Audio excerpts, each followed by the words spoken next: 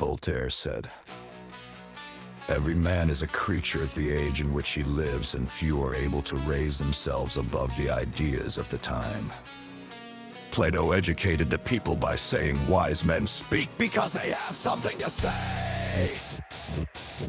Fools speak because they have to say something.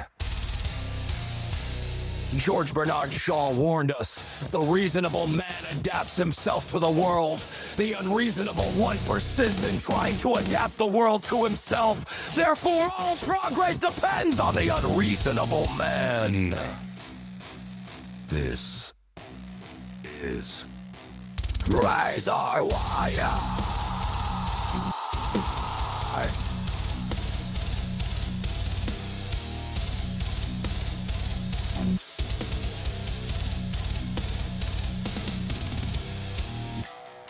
Saturday, March 21st, 6:46 in the evening. We are monitoring the situation at Razor Wire. Fitz, how's it going?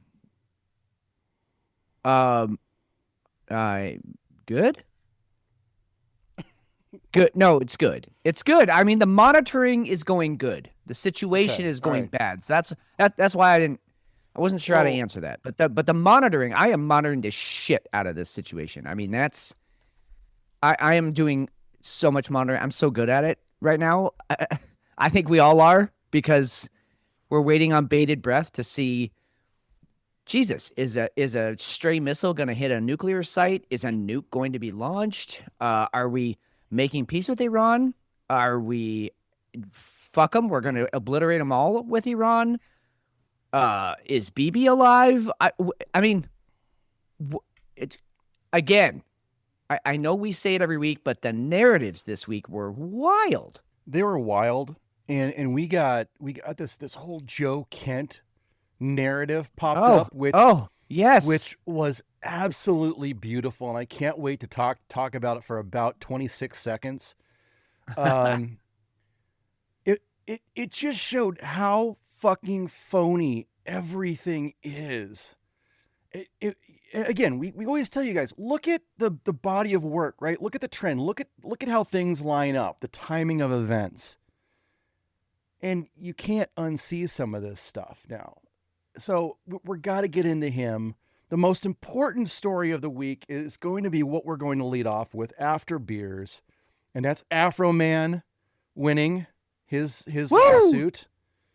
Amazing story. I'm pretty sure he's running for president. I haven't verified that yet, but I'm sure that's coming. Again, if he does, and if he wins, we are literally in idiocracy. We're in it, and there's nothing we can do about it. The movie was a prophecy, and we're in the middle of it. That's all I have to say on that. I want to throw something out there with that, because I'm glad you brought that up. I was watching something. It was an old story that popped up on CERN, and how this kid, he was researching it, super genius kid, and I think he is this 16-year-old that disappeared a long time ago. Yep. You I know this story. Yep. What if the CERN scientists blew up the Earth, but somebody in there was watching Idiocracy and put us into that parallel universe? At this point, I would absolutely believe that's what happened. I mean, I don't have any other explanation for this stuff. I mean, and again, maybe Afroman's playing on that when we'll get into it, but he showed up to court in that suit, which was so reminiscent of President, God, what was his name? President fuck you, I don't remember. Hector Camacho Thank Suarez, you. Yeah, that's it. Or something. Yeah. Yeah, and his whole stump speech was, flipping people off. I mean, God, we're in it, man. We're in the singularity. Elon called it a few months ago. He said we're in the singularity, and I believe it. I think we're here. Yep, President Camacho. He'll be our next President Camacho, and that'll be after the Democrats ruin everything in 2028. So we should just call our shot now. We're not wrong often. No, well, no. I wish we were. Yeah, that's the other thing brought up in chat there that we don't really have on the doc that we should probably talk about. But there's a lot of interesting stuff going on around the Dome of the Rock, and the rebuilding of the Third Temple for the Jews. I mean, some interesting stuff's going to happen before Easter or on Easter. Which, by the way, I I haven't even thought about that. I was checking it out. I rechecked my notes. There is a sun diving comet that we heard about a few weeks ago, and then it sort of went out. Yeah. Well, guess when it hits the sun. Right around midnight on April 4th. Easter is April 5th. And again, depending on where you're at in the world, it might already be Easter when that thing dives in and hits the sun. I mean, we're in the Bible type shit too. Like, we're halfway in idiocracy. We're halfway in biblical prophecy. We're also halfway trying to live our own lives. Wild times, man. Wild times. The only thing that keeps me going is this show, really good beer, and that, the few individuals I have in my life that I actually, give a shit about, that are good people, that are just trying to do the same thing I'm trying to do, which is, tread water. I think you set up the beers nicely there. We should just dive in, and our beers should be to everybody that we care about, including chat. Duchess, Susan, 100%. Aaron, Lisa, thank you for showing up tonight. Thanks for being with us. Sorry for the late start. We're trying to get Hefe in, but thank you so much for being here. My first beer is for you guys. We're just gonna do it that way. So, what you got over there? Well, I got a mystery beer. It is from Great Notion. Again, you're gonna get the phone book. They make everything from IPAs to sours to lagers to stouts. I mean, they do it all. There's nothing off the table for Great Notion. I'm always impressed with their beers, regardless of what they try. I will say the last few that I've had were in the fruited sour family. Tonight, that's not what I have going on here. I'm guessing this poured a nice walnut brown, and it had a healthy head on it. So I'm guessing I've got a lager here of some sort. Again, beyond that, your guess is as good as mine, because they probably make 70 lagers. So I appreciate that it's a darker lager, which is kind of where I go to when I do have a lager. And so yeah, let's give this thing a day in court. All right. Oh, Great Notion's like a favorite of the show, so this is cool. No, that's a okay, this is exactly how I like my lagers. So I'll say that first of all, because when I say that this is the closest thing that a lager could get to a sex beer, I'm not fucking around here. I love a sweeter lager that just finishes clean, and that's exactly what this is. Lots of caramel notes. Yeah, obviously the hops are there, but they're in the background. They're just there to make sure that you're drinking a beer. But really, really smooth, very, very good beer. Wow. All right, I'm gonna just do the big reveal here. I don't no need to keep guessing and describing. Let it This one's called Chicken Fried Steak. It's a Texas style lager. Wow. So I guess Okay. Texas is where I need to go for my and it's in the style of a Bock. So again, there it is right there. Texas style Bock. So your Bocks are going to be your sweeter, cleaner finish, German style beer, but really for not going to smack you in the face. This is a session drinker, 5.1%, great beer. Wow. Really, really nice. Really nice. I'm happy with this beer. That's a great way to kick off the show. What are you drinking over there? So I have, I went with a Baltic Porter right out of the gate, and Okay. I'm kind of cheating. I've had this one before, not on the show, but I had it a couple weeks ago, and I needed to do this one on the show. One, I wanted to make sure it was as good as I think it is, but I also wanted to, I wanted to make sure I had it on here. It was just, it's just a fantastic, fantastic beer. So I wanted to give it another day in court here. I have Nordic Noir. It's a Baltic porter. It's from Cerebral Brewing out of Denver, Colorado. Yeah. Great brewery. Oh, it's really, really good. It's a really, really good porter. The thing about that I like about Baltic porters, and we've discussed this ad nauseum, is it's how it has a protein malt to it. It's meaty, right? It's not. I'm not gonna say it has a thick mouthfeel, but it's a lot of beer. You know you're drinking it, and it's a great beer for cold weather, which we are no longer in. It hit 101 today.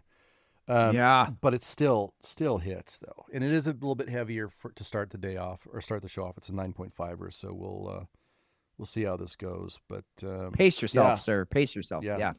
Fantastic beer though. Highly suggested. If there's a Baltic out there, I'm going to drink it. But this is a good one.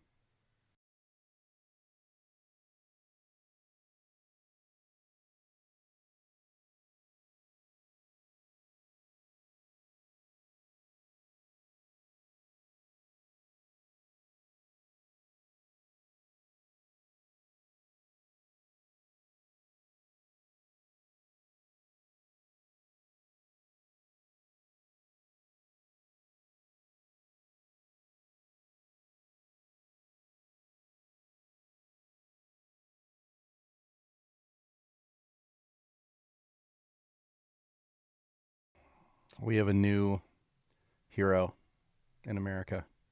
Oh, yeah. I don't think anybody saw this coming, and it derailed everything. And I think that honestly is the only thing that would have been better would have been for Trump to come out and praising Afroman for beating the rap, so to speak.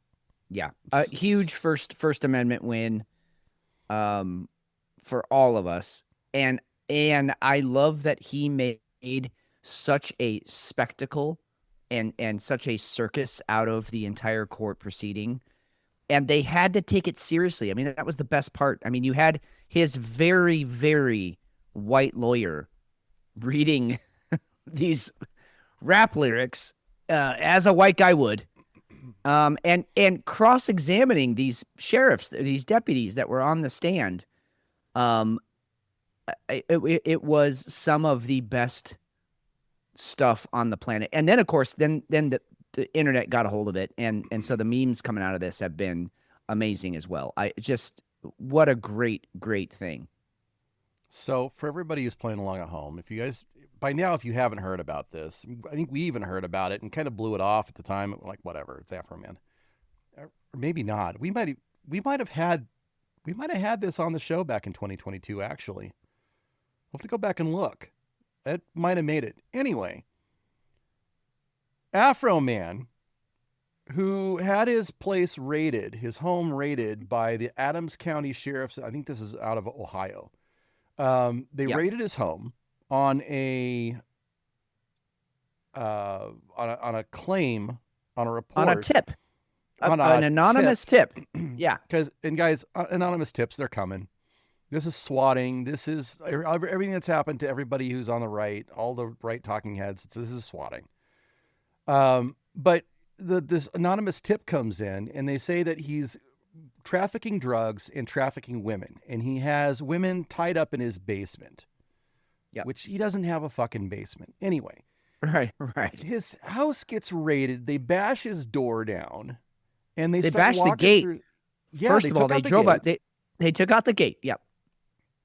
They took out the gate. They rammed the door in, crashed the place, and then they start walking around and finding that there's nothing going on.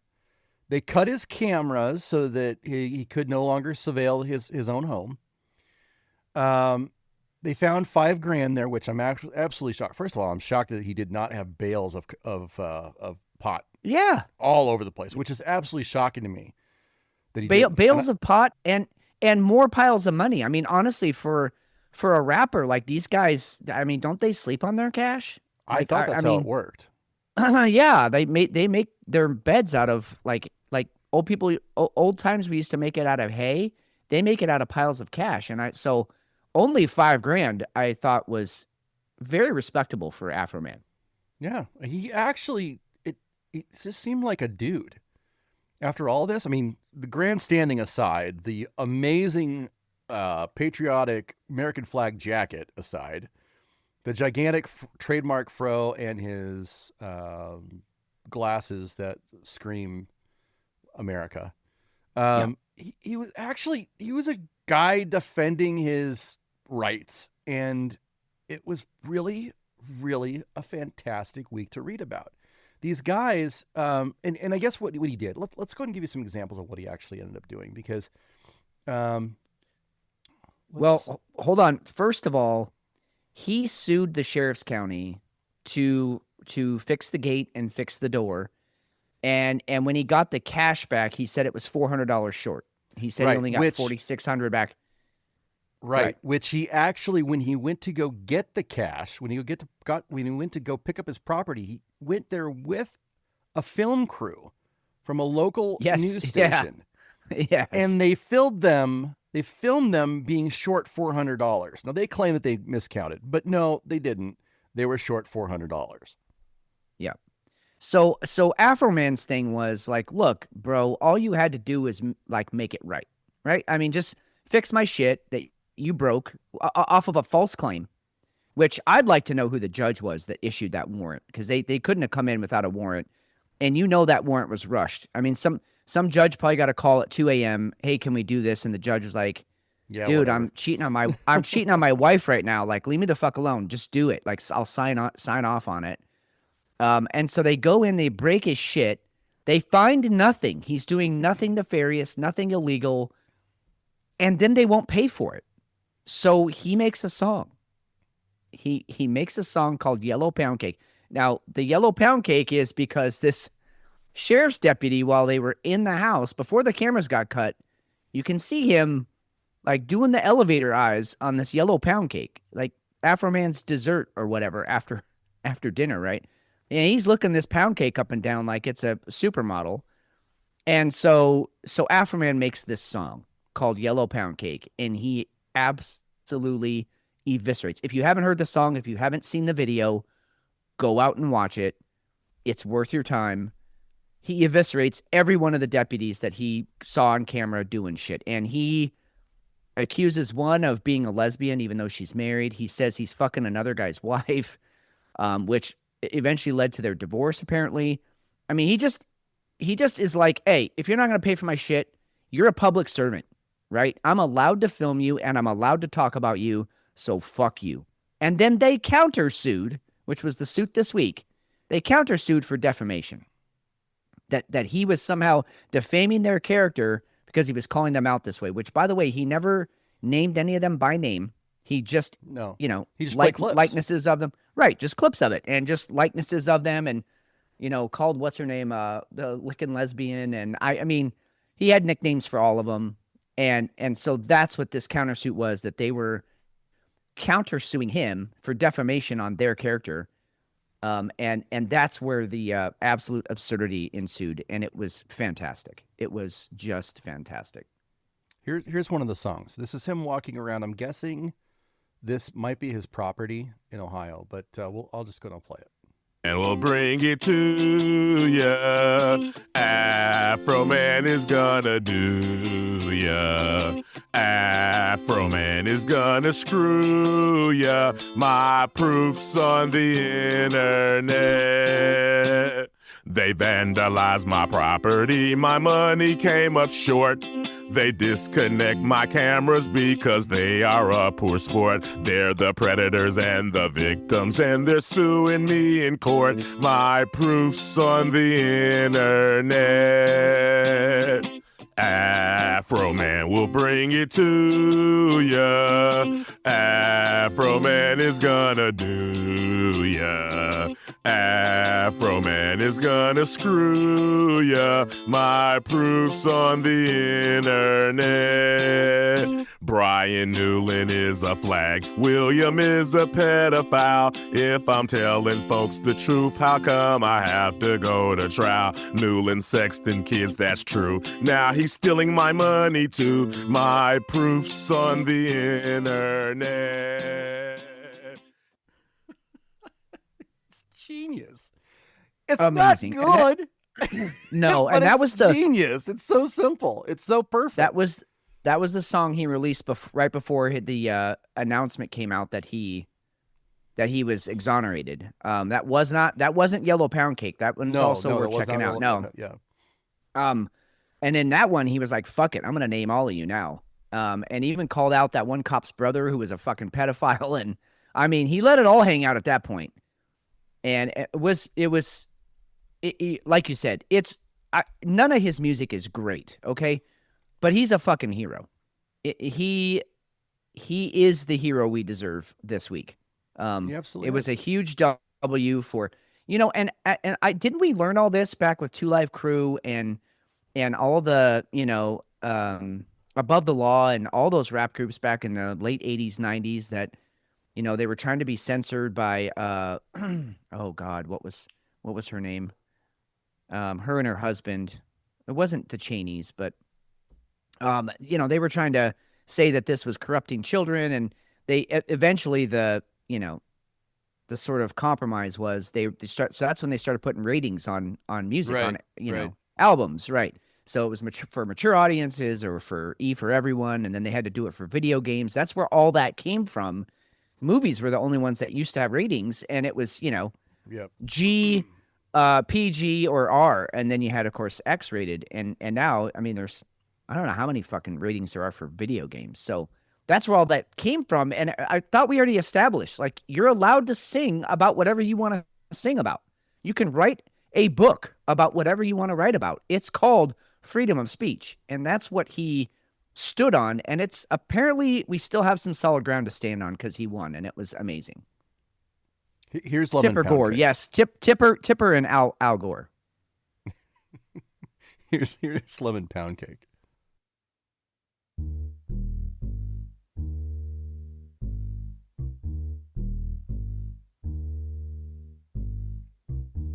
The Adams County Sheriff kicked down my door. Then I heard the glass spray. They found no kidnapping victims, just some lemon pound cake. Mama's lemon pound cake. It tastes so nice. It made the sheriff wanna put down his gun and cut him a slice. Of what? Of what? Lemon pound cake. He wanna put down his guac. Lemon pound cake. Trending on TikTok. Lemon pound cake. He's a family guy. Lemon pound cake. Munchies because he got hot. Lemon pound cake. Pound cake. He's a Adams County Sheriff. He's hungry and he's big as hell. He was sniffing for weed. Then he smelled another smell. What was that? Mama's lemon pound cake.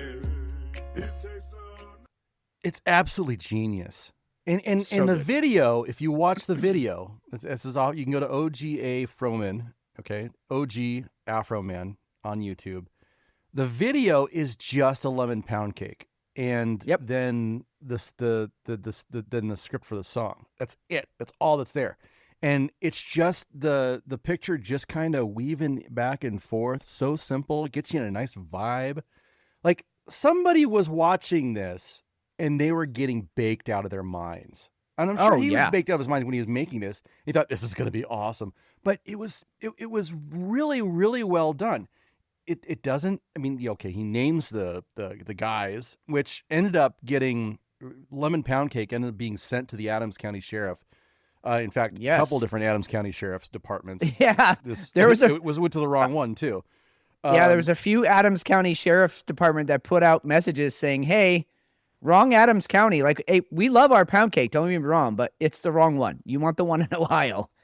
The one in Colorado. That video was fantastic. Yeah, Um, and it Oh, was just so good. and they just kept sending him to the point that this guy was like really, really upset about it.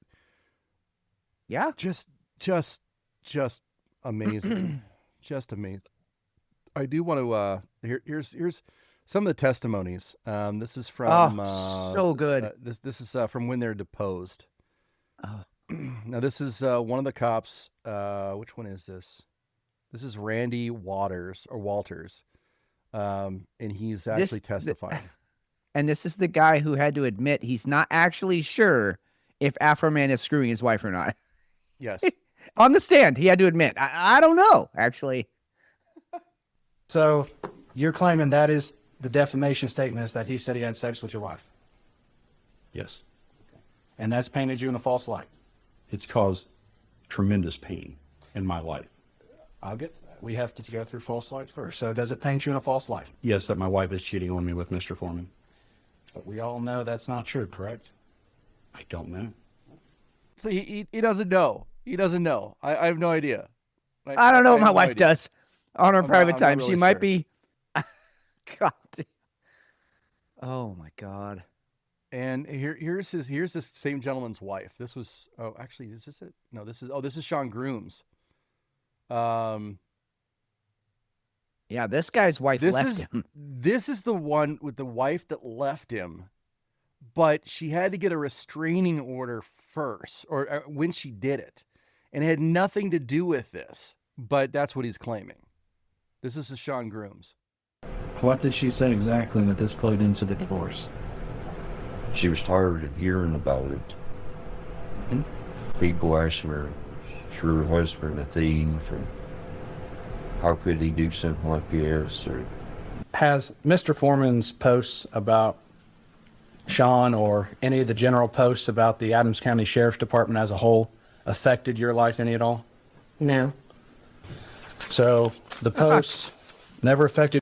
So this is this Sean Grooms' wife on the stand, And clearly she's all making no. Nah, not really. He's No. a dick. Your life never affected your marriage. No. I left him because he's an asshole. I didn't leave him because of. Could you It's so- imagine your wife of so many years, and here she's supposed to have your back, and she's like, "No, it had nothing to do with Nah. Afroman. He's just a fucking asshole." Oh, So God. the posts never affected your life, never affected your marriage. No. Sean, she's a Sean, grooms, girls, high on shrooms, drops, his fruit of the looms, and cheap, hotel room, penny bang, bang, ding, ding, dong, fucks him with brooms. Sean Grooms. On my head, he placed a bounty because I named him the Hunchback of Adams County. What do you call a cop that stop crackhead women and then make them drop their panties? So a pig can squill the penis plea deal. Pulls over a broad saying we can do this the hard or the hard way. Easy way is the hard way. Sean's fucking crackheads all day. Sean Grooms, I understand. I'm Afro, also a man. Just like you, I cheated on my wife. Just like you, I fucked up my life. Unlike you, I take accountability, but you don't have the ability. Sean Grooms, girls high on shrooms. Blame me for his divorce. Hotel room. But his ex-wife Rhonda said he was having too much intercourse. Hotel room. Sean Grooms, girls high on shrooms. Is an Adams County cop. Hotel room. He has sex on duty. High on shrooms. With every drug addict he stops. Don't touch me, Rick.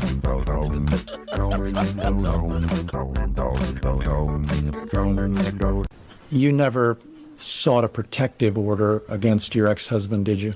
Yes, I did when we divorced. The divorce, yes. I had a restraining order. Did you got a restraining Yes, order? I did. Oh my God. Oh my God. Yeah, exactly. Great comment from Susan. Note to self, don't fuck over Afroman. I mean, that's the beauty, I think, of all of this is this was a bunch of crooked cops. Who knows how many other people's lives they either ruined or just fucked with because they could, because they had the authority Right. to. And Exactly. I think when people say fuck the police, I think we all appreciate the boys in blue going out and protecting us every day. And there are a lot of really good cops out there. I'm there are. friends with a couple, a lot of great cops, but there's also dirtbags, just like any population. Yep. There's dirtbags that work with kids. We find out about them all the time. There's dirtbags that are NFL coaches. We find out about them. I mean, any part of society, if you get enough people together, you're going to have a certain percentage is going to be an asshole. And these assholes fucked with the wrong guy, basically. And that's why I have a giant, like, red, white, and blue boner all week, because this is a win for all of us. Like, fuck you, you cops. We all have cameras now. We're all watching what you're doing, and we see you. So do the right thing. Yeah, do the right thing. It's just, I'm glad you said that. I'm glad you said, because I completely back the blue. I absolutely do. Yeah. I think, yes. I think they're the last gasp for a lot of people. And thankfully, I don't have to call on them very often, but I'm thankful that they're there. And yes, there absolutely are bastards in every bunch that make the majority look bad at times, and just like these cops did. Just stop doing it. Stop being assholes. Yep. So I think Aaron brings up in chat, who would you rather be screwed over by? Or I'm sorry, who would you rather fuck over, Afroman or 50 Cent? Oh. Probably Afroman, because he's funny about it, and he just calls out your shit, and then you basically destroy your own life. Fiddy goes like after you personally. It's a personal vendetta against you personally. I feel like he's got a little bit more just edge to him that's a little bit scary. I mean, the dude was shot 6 times. He's not fucking around. No. No, and he's got the money to go ahead and back it up too. Exactly. I don't know what to do with Susan's comment. Yeah, hey, we're gonna work that out. We're gonna work that out in the after show. All right. Yep. Who we'll would suss that out? rather be screwed by? I mean, listen, look. I know if we're just misspoke, talking, but that takes it to another level. Exactly. If we're just talking straight up, I mean, Afroman, he's funny, but he's not all that attractive. Fiddy's got some guns, man. You know, if I was in prison and I had to have a cellmate, I mean, Fiddy's a good-looking guy. All right, are we switching to Joe Kent? I think we can knock out Joe Kent pretty quick. Momentarily, yeah. Or do yeah. you want to go? Well, do we need to go deep on no. it? Where do we want to go? Because I'm more disappointed in everybody around Joe Kent than I am Joe Kent. He's just a stooge. Yes. And I think that's the narrative. That's the thread that we have found. I mean, including, you know, disappointment wise. I mean, Tucker's at the top of the disappointment list right now. Candace Owens, you know, everybody who was part of this psyop, because let's call it what it is. That's what it was. Yep. And I am so supremely disappointed. I think Hefe had the comment of the week. He was like, "Hey, what was Tucker cool for like 3 years, and then now he's a shitbag again?" Uh-huh. I was like, probably 2.5 tops. But good point. Good point. You know, Tucker felt like he was against the man, and he was, you know, fuck you, Fox. I'm going to do it on my own if you're not going to support my truth. And then now we find out that he's basically part of this psyop. Is he still working for Fox News? I mean, I would love to have an algorithm that could track down the money specifically to who paid for this psyop, because it feels like he's still working for a news agency. First of all, Joe Kent comes out and he was the what was it, director of counterterrorism, I think it was. Yep. Which did you hear anything about Joe Kent before now, other than maybe when he was put into the office? I remember a few speeches from him over the years, and I don't remember anything specifically about what he talked about, other than we have now footage where we know he called out Iran specifically, and listed out all the reasons that we need to go into Iran and take them out numerous times. But I do remember him, and only what stuck in my head was he is a decorated Green Beret, right? Yes. He's got the resume, and he's a gold star because his wife was killed over there. Exactly. So he has all of the makings of an American hero, right? 11 tours. Who knows how many baddies he killed? Joe. Yep. He is G.I. Joe, and he's got the fucking square jaw and the whole deal, right?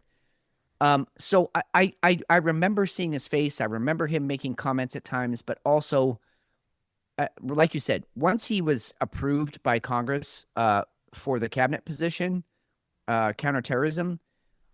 No, I didn't think about him any moment of my life at all until now.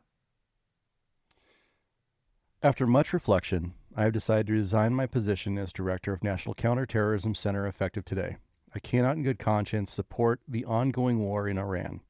Iran posed no imminent threat to our nation, and it is clear that we started this war due to pressure from Israel and its powerful American lobby. It has been an honor serving under POTUS, so he goes out and D&I Gabbard. He makes it right and whatever. It was a tasteful exit. Yep. But what followed after that, and I don't know why if you're doing that, you don't go back and clean up everything that you tweeted ever or any of your X posts for the last 10 years that supported going in and blowing the fuck out of Iran. I don't know why you wouldn't do that, because it was just a cascade of, but you thought they were a serious threat here and here and here and here. And it was relentless.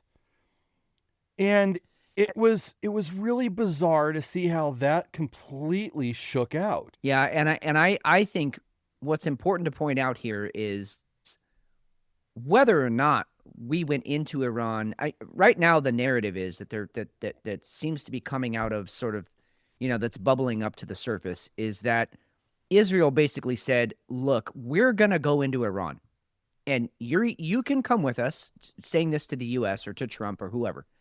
We're going to go in, we're going to bomb the fuck out of them because we don't like what they're doing. They've got 60%, enriched uranium, which the only reason to have 60% enriched uranium is to make a weapon. You don't use that for power plants. We don't like it. We're going to bomb the fuck out of them. It would be great if you were with us. Or maybe they even leaned harder than that and said, look, if we do this, maybe some Black Swans events are going to happen and you're going to be blamed for it or whatever. Maybe there was pressure from Israel. The point is, Joe Kent is lying through his fucking teeth by saying that he can't in good conscience continue with this when he was one of the spearheads that was driving the narrative, like you said, for like 10 plus years. And he would know. He was over there. He knows that Iran proxies over in Iraq killed a lot of American citizens, allegedly his wife. Of anyone who would want to go into Iran, it should be this guy. And then you have the suspect stuff for, the Tucker interview was an hour later.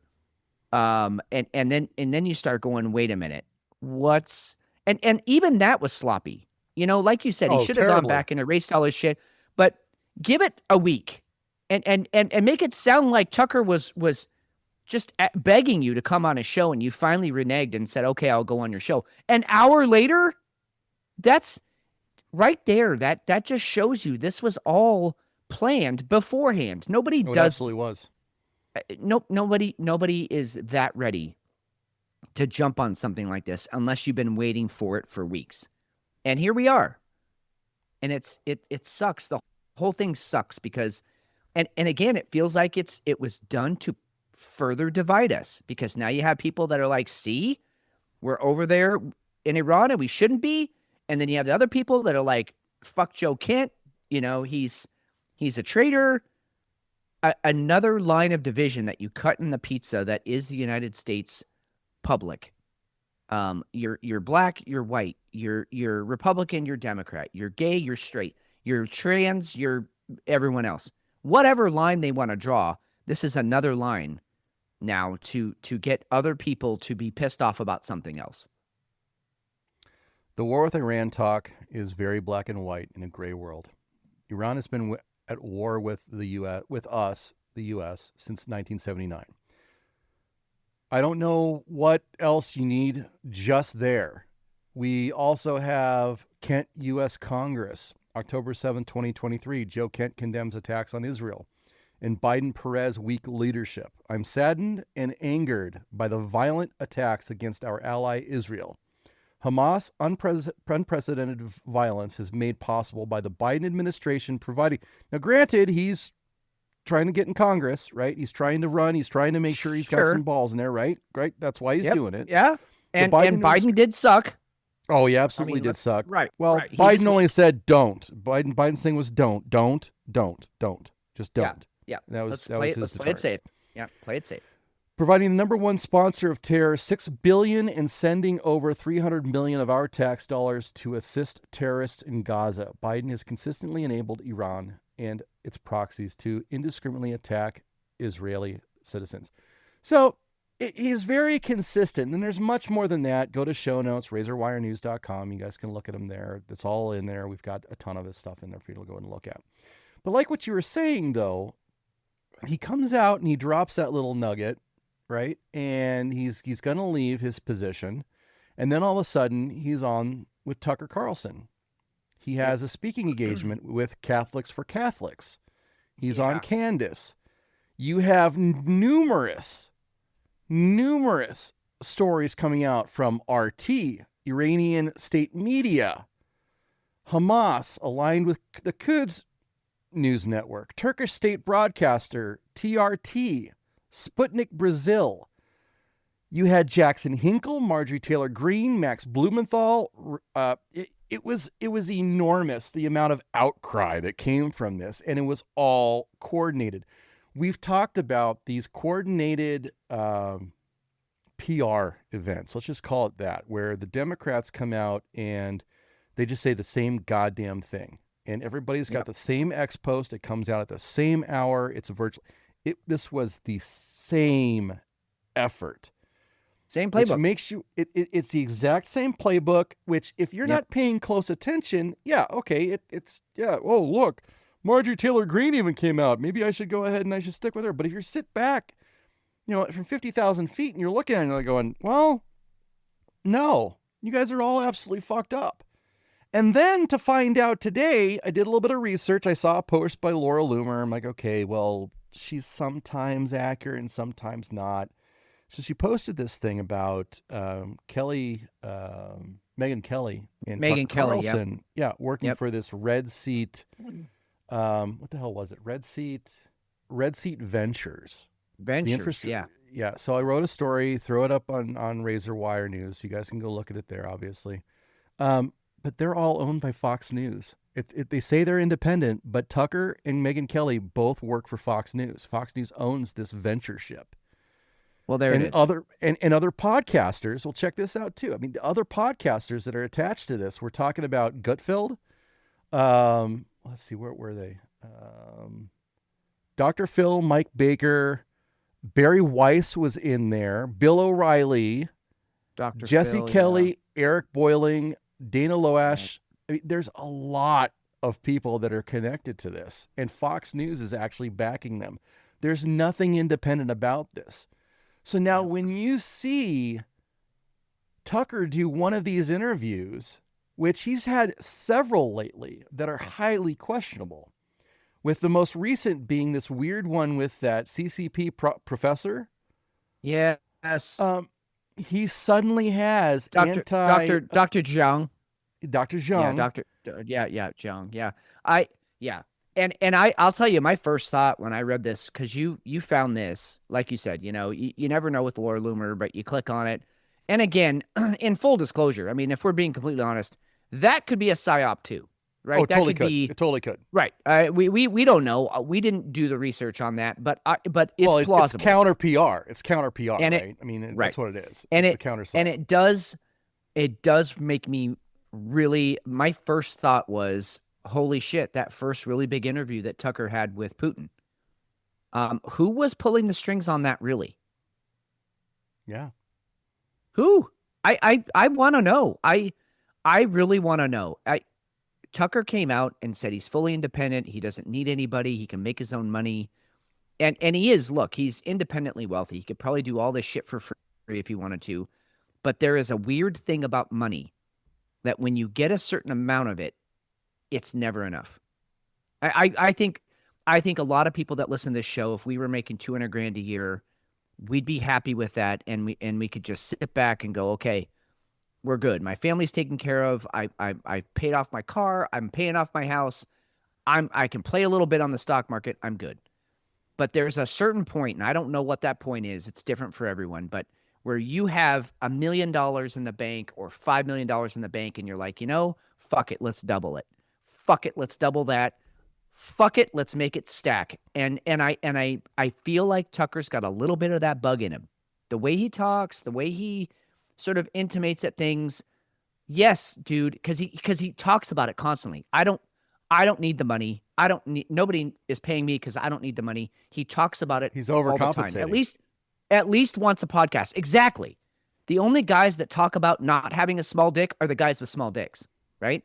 So that's my feeling. And I'm not saying I'm a professional like people reader or whatever, but that's my feeling. That's my gut instinct. Is he was getting a payout. It was an easy payday, and sure, I'll do what you want me to do.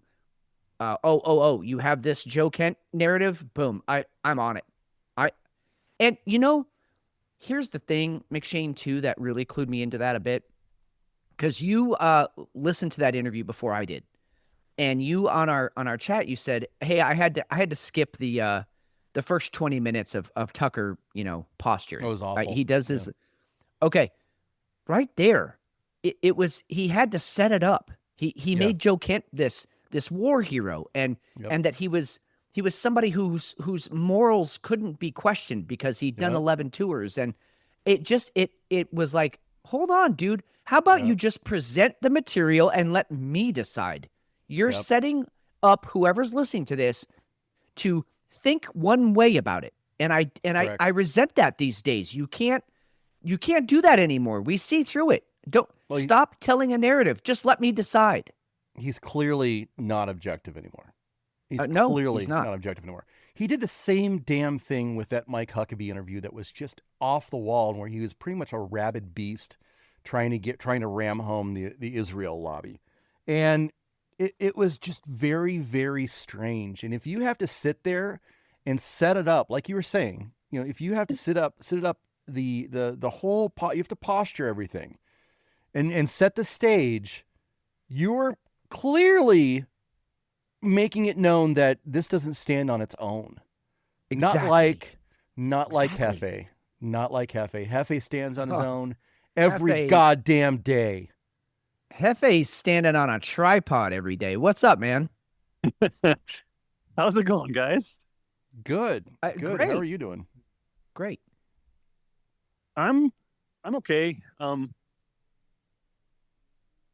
okay. It's a little slow tonight. There's a concert here though, so there's a lot of. All right. Wait. Which cover band is it? It's not a cover band this time. It's some country singer guy. So there's a lot of chicks out there with little dresses and cowboy boots on. It's kind of nice. Oh, Wow, that's not a bad thing. Listen, country girls like to ride horses. Yes. Hey, whatever. Maybe Well in your said. world, McShane, but You could call it what you want. You can call it a horse. Whatever. fucking Bronco. Look, I cannot call it a horse. No, I cannot.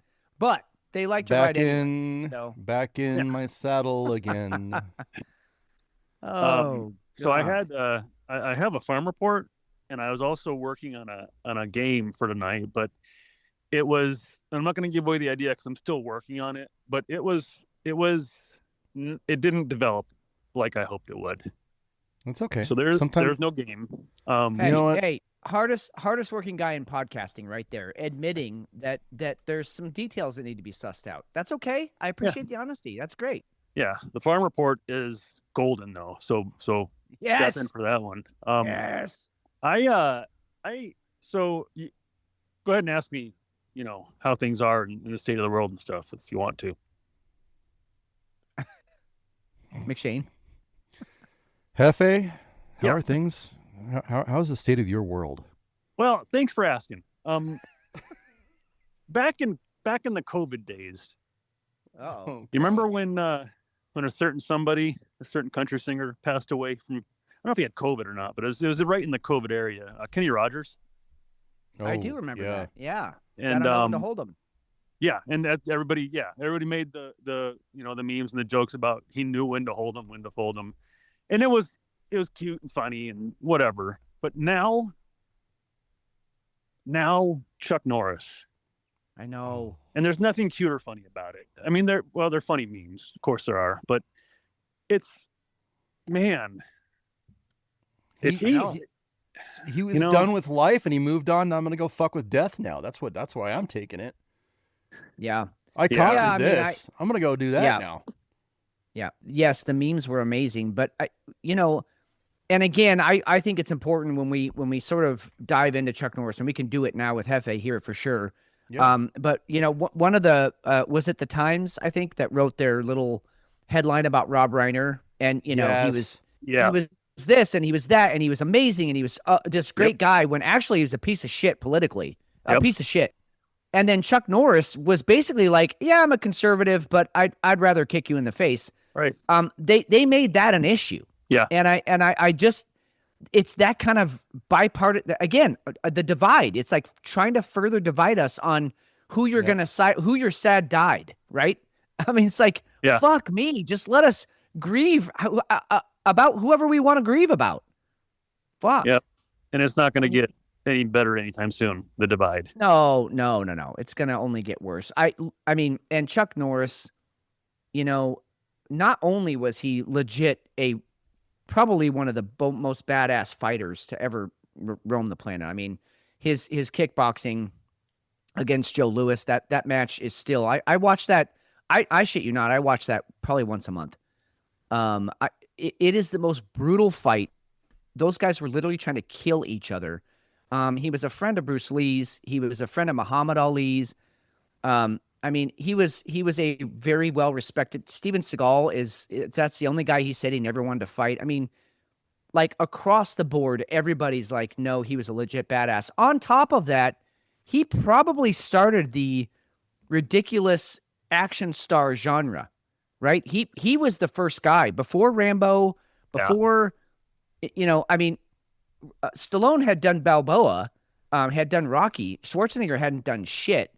And Chuck Norris was out there doing, I mean, he had so many ridiculous, amazing movies. I mean, Lone Wolf McQuade, which by the way was the birth of the TV show, Texas Ranger. Mm-hmm. Lone Wolf McQuade was the first movie, which had David Carradine in it. One of my favorite movies of all time.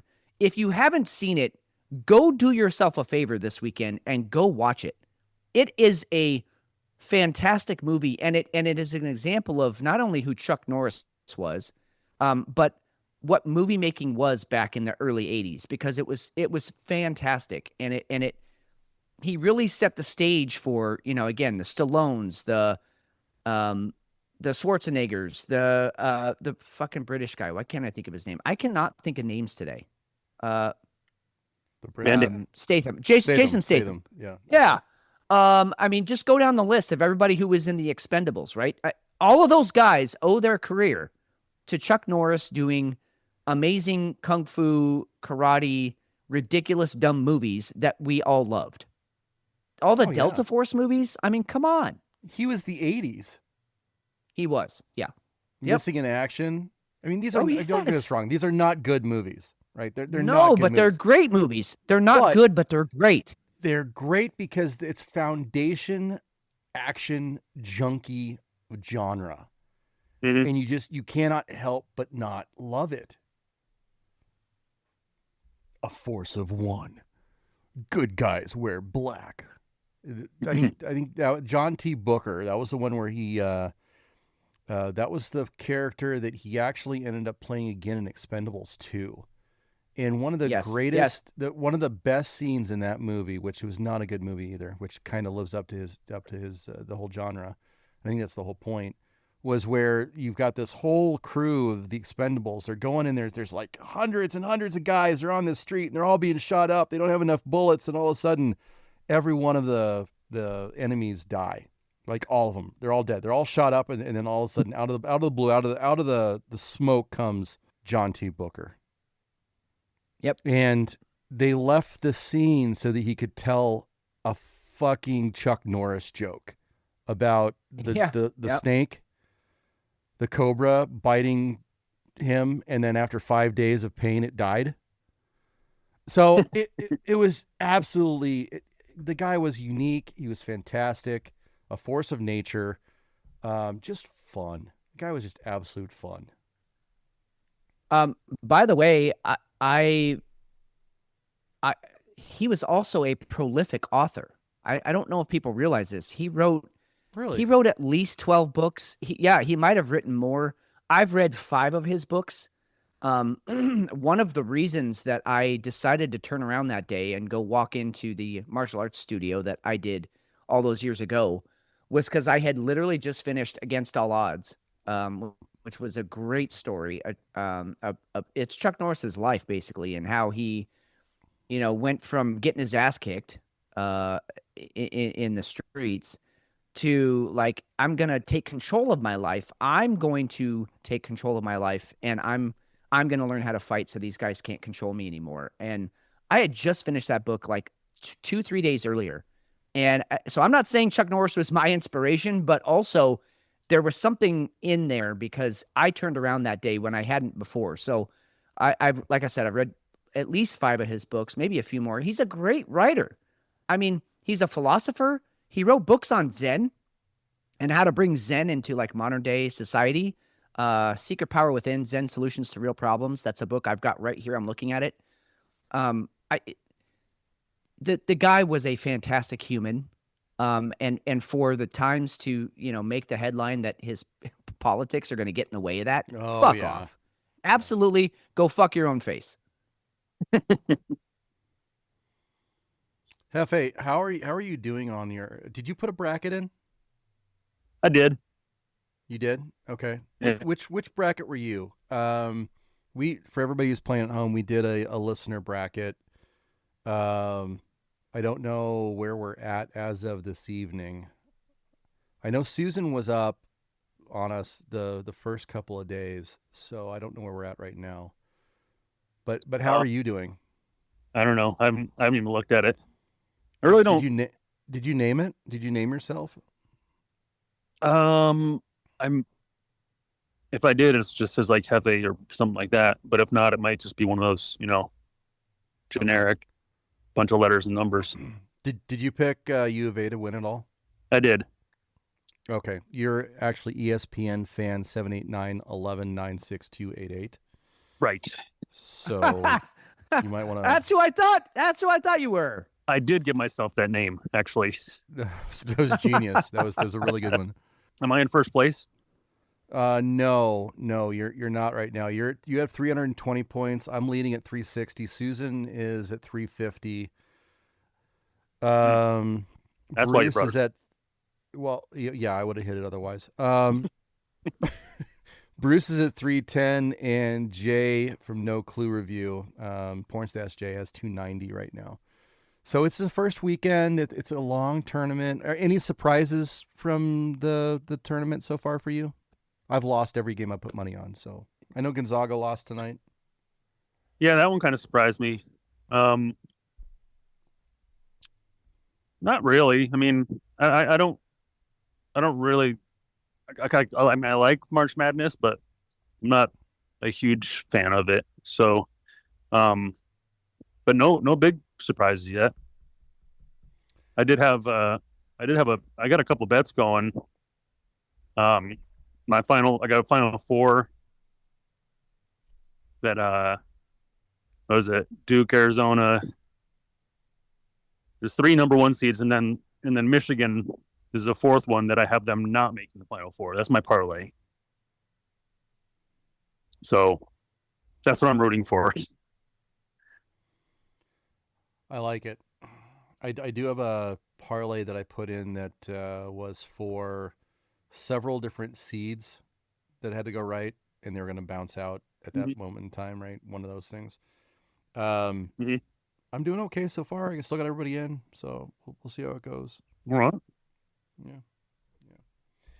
All right. So you've got Cowgirls tonight, and that's good. That's a good thing. Mm-hmm. Yep. It's not a bad thing. UB40 is going to be at your casino in October if we have to plan something. Yeah, I saw that. And Toby Checker is going to be here too at some point, which is incredible. He's still alive. I guess so. Might be a robot. I think he changed his name to Chubbier Checker. Chubbiest. Chubbiest. The chubbiest checker that ever checkered. At some point, if he does the twist, he's going to throw a hip. Yeah. You don't care. I don't care either. All right. Oh boy. You troublemaker in the boy. background there. Yep. These damn dealers, their loudness. God. Bunch of hoodlums. All right. So next break is changing. I don't know if it's going to be 20 minutes sooner or 20 minutes later. One or the other, though, I think. All right. Well, we're hoping to see you because you do have a farm report. So we'll We'll go with it. We'll be excited. Yeah, And we'll either brace- be surprised or we'll stall. Either way. Right. Well, brace for it. It's an amazing farm report. Can't wait. All right. Can't wait. All right. All right. How's that beer going for you? Oh, you mean how did it go? Because Yeah. it's been gone for a while. Luckily, like any good Boy Scout, you and I come prepared. So I've had my side bitch, which has been really treating me well. But yeah, it was great. Again, my favorite kind of lager really hit home. This was one of those beers like you walk into a brewery and the menu is just like it's just not hitting home. Nothing sounds really good. So you're like, give me the lager. And they pour you a pint and it's surprisingly just like amazing. That's kind of how I felt with this. Like at first you're like, I'll settle for the lager. And then you're like, holy shit, this was a great beer. And so that's how exactly I feel what I about it. wanted. Yeah, I didn't know I wanted this, but I did. So how about yours? How'd that porter go? Good. Really, really good. Not a sex beer. Nothing. I mean, just very consistent, very on point. Just exactly what I wanted. It was good. I liked it. And that was, Nice. oh, I didn't finish it all. Son of a bitch. I have like 2 ounces in here. Whoa. Ladies and gentlemen, It's like This is a looking first. under it's like looking in the couch cushions and finding the a lot of couch. change. Yeah, dude, I found a 20. Oh, that was fun. All right. Let's get the beer too. Let's do it. There's a thing about the way we do the show as we go into beer too. So for everybody who's listening at home, and you guys haven't been on the live stream before, we do the show on the fly. So anybody who's playing at home, you guys are in chat. You guys can see exactly what I'm doing on as far as bringing up different sites and bringing up the news, playing clips and all that kind of stuff. So you guys get to see with the production in the background. The worst part of this is that I bring up an Untapped site and there's nothing but dating sites on here as ads. And I don't know why that is. Oh, okay, McShane. Don't know why that is. Okay, I wink, wink. know they're thinking it. I'm gonna come out and I'm gonna talk about it now anyway. Korea dates. I didn't know this was a site, and now I feel like I need to go check that out. Or Dude, that girl's a Hefe smoke needs show. to send it. Oh, she totally Yeah, is. She's yeah, like 90. yeah. You know she's 90 because Koreans Oh, stay yeah. that age. She's 90, but she looks like she's 21. So Hefe, I want you to go to Korea dates and give us an update next week. And then there's also Meet with Mature. That's another one that's on here. Those are both right in your wheelhouse. We've talked about this and cougars and he could totally pull some 60-year-olds. He's debonair. He's got that whole Hefe? Pierce Brosnan look. Dude, He has could, it's like he a could Pierce pull Brosnan. 25-year-olds. He could pull 25 to 85. Yeah. Oh, yeah. He runs the gamut. You're right. So I want to get his take next week. I think, honestly, we should start him down the road of looking at dating sites and giving us insight into it. Dude, what a great segment that would be in future shows. Like, a little bit of theme music, intro music, and then it's like Hefe's dating journey. Yay. And we get to hear about the crazy shit because I mean, I've got a few stories. I did a couple of Plenty Fish dates and I went on. I was the wingman for my other friend Eric on a couple of Plenty of Fish. dates, and I've got some stories, and that was, Jesus, what was that, 15, 18 years ago, something like that. So I can't imagine what the landscape is now. I think Hefe could really bring some great content to the show. What is that? Site that's over on the left there. I think that's only tons. I think it's only tons. Oh no. I'm not sure what that was. What's going on with the tan lines there? Oh, anyway. I don't know. That was not good. Beer it was too? not good. Beer too, but I'm going to tell you right now, Hefe, I'm willing to put you in on a $20 a month stipend if you start using Koreans. What was it? What the hell was that site? Only Koreans? I don't know. Only Koreans.com? No, it wasn't only Koreans. It was Korean dates. Korea dates or dates. meet with mature. That's what I will send him $20 a month to for whatever subscription he needs. I love it because that's great Absolutely content, and he needs to videotape all of it and send us the text messages and post it all to the Razor Wire news site. Love it. Beer 2. I am going to bring a Phase 3 Brewing double IPA. It's a double hazy. It's called Double Pixel. And Phase 3 is a pretty neat brewery. Yeah. I think they're out of... Yeah, they do some cool stuff. Where are they out of? They ain't from around here. Oh, no, Lake Zurich, Illinois. They're up in Aaron's. There you go. The woods. Yeah. Yep.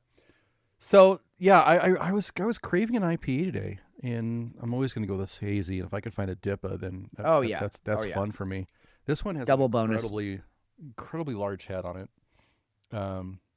Yes, sir. Which is a little unfortunate. It's an 8%er, so I'm not gonna be able to wait for the head to go down. I'm gonna have to just go chomp on that head, man. Come on. Well, you know what you're doing. It's like sticking your nose into something too. Cause there's yeah. And you're like, I put my nose in stuff before, and you're like, well, yeah, we've all been there. Really good. We've all been there where you gotta towel off afterwards. You gotta have a. Have you ever used your nose as a toy though? Like you gotta get it up in there and like you start. I'm not going to talk about. I'm not going to talk about that on the show. But yes, of course I have. All right, it's a safe space. Nobody's listening. Just our listeners and the internet. Yeah. Fine. I mean, but of course. I mean, why wouldn't you? I don't have a particularly large nose, so and it's been broken twice. And I never said it the second time, so it's a bit crooked. It's a bit, yeah. So I've had reports that it's curved for her pleasure. That's all I'm gonna say. But I'm not going to talk about it here on the show. I think we danced around that gingerly. I think we're okay. Yeah. So this beer, good stuff. Oh boy, dank and dirty. It is for sure a hazy. Nice. Good. It's the nice Citra too. It's the sweet Citra. It's not overbearing. It's not. I'm not. I'm not being. If I could imagine being fisted, that's how a lot of IPAs come off. It's not that bad. Okay. If I could imagine being fisted, that's what. Put that down. Not. But that's not. Yeah. It's not going to be. Put that down. Could be the title of the show. Could be. I'm just saying it's the front runner right now. The title of the show's got to be either Afroman or Chuck Norris. I mean, so it won't be. What about Chuck or Afro Norris? Wow. I mean, I'm just saying, So, okay, we've got to think this one through because we've got some serious potential. Because the show art is going to have Chuck Norris and Afroman on it. What are they doing in that picture? I mean, kicking some sheriff's ass or kicking the First Amendment in right up. I don't know, someone's ass. I don't know. You could also go with you could also go like Texas, or Walker, Texas Afroman, something like that. Kicking lemon pound cake. There you go. God damn. You see, Oh, that's why we have the best listeners right fucking there. Nailed it. That's it. So good. That's good. And it is Chuck Norris wearing the Afroman suit and with an afro. Oh, Like it's Chuck Norris's face. Yeah, but it's going to be fun. Absolute. That's, as the kids say, that's absolute fire. That is fire. Bet. Aaron and Lisa, you guys I love you both. That's amazing. Oh, come on, Susan. Damn, Susan's getting a little sexual tonight. She is. There's some There's some imagery coming out there that. Wow. I feel like that might be a Suno song. Oh. We're gonna put a pin in that. And Yeah. come back to that later. That's a very good point. I feel like Susan has slowly been being pulled down into the gutter by all of our depravity. Yes. She started out so like, hey, what's up, guys? And now nice she's like, and- Afro Norris is going to fist you. Shit. Oh God, we No haven't even good. we haven't even gotten to your beer yet. All right, light it up. No. What's your second one? What do you got? Okay, well, I felt remiss. We didn't mention on last week's show, we didn't mention St. Patty's Day at all. And I, being 3/4 Irish myself, and I identify as an Irishman, which you can do now, even if you're black or whatever. I identify as a black Irishman. You should. No, I definitely am proud of my Irish heritage, and we didn't really mention St. Patty's Day, and so anyway, I did a St. Patty's Day themed beer, which I'm not regretting. It was a stretch. Okay, this is from Claim 52, and this is from their Thick series. So THICC Thick. They do a whole bunch of like sort of smoothie sours, where they just have variations on the theme. And they're usually low ABV, high flavor. They're for the crowd that's not really sure. I've never had a beer before, and so they make these beers that will get people into beer. But it's all this one's called Shamrock. Shamrock with ending in OCC. Shamrock, like thick. Anyway, so this one's called Shamrock. Now I will say, there's nothing Irish about what I'm about to read, but also I can't wait to fucking taste this thing. Okay. This is a pineapple, peach, kiwi, honeydew melon, and vanilla smoothie sour. Oh my and God. that combination of flavors just really intrigued me. So it poured green as hell. I mean, it is electric green. A little bit of head on it. So the head's a little bit lighter, but what came out was this dark green, like what they dye the river in Chicago. It's a very green beer. So in that sense, they went Irish. In the other sense, like none of those fruits grow naturally in Ireland. Like they would have no idea what to do with the honeydew. No, not at all. No. Not at all. No. So, but whatever. Here we go. Let's try it. So I didn't catch it. Did you say Block 15? No. Claim 52. Oh Claim my God. 52. Okay. Holy shit. Dude, I'm okay. I'm calling it. I'm calling it. Fucking play the music. Sex beer all the way. Oh. Oh. Oh. Oh. Oh. Oh. Oh my God! I'm sorry. I'm sorry. Oh, it feels so good. That gets me every time. A whole second after the show has gone off the fucking rails. We just started it. Oh, God. No, I honestly, dude, I mean, low ABV aside, what an incredible flavor profile here. So light, so fruity. The vanilla is very strong, which I love. I love vanilla in beers. Really, this is the light bubbly girl that pops in She has no idea that she's actually walking into the gangbang. And then all of a sudden she looks around and she's like, oh shit, this is my jam. Like, yes, I wore a sundress. This is why and I'm yes, here. I have pigtails, but this is exactly what I wanted tonight. Super, super good beer. What a nice flavor profile. A little bit of kiwi. The honeydew is in there. Not overpowering. Just fuck, man. The pineapple makes it kind of tangy, which this is just, you know what? I will say this. I think a lot of people out there would taste this beer and not love it. But this is exactly in my wheelhouse. This is my flavor profile. When I'm drinking one of these smoothie sours, this is what I want. Light and just fluffy and oh yeah, just sit on my face. Okay. I'm gonna just keep drinking it.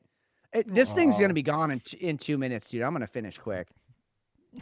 Well, that's what she said. Wait, it's not.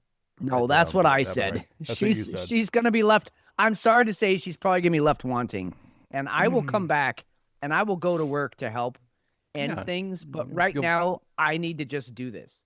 You'll break your nose out for that one. Yeah. The curve is coming at you. So alien.gov was registered by the government this week. Randomly. First of all, you know what I love? That there is and I'm going to call them an army. There is an army of people that are just monitoring this situation, right? I mean, yeah, because you can't slip anything by any of us anymore. Someone was out there every day checking the .gov registration domain, the domain bot, and it picked up that yes, the government registered alien.gov this week, which again, we're living in a timeline where anything is possible.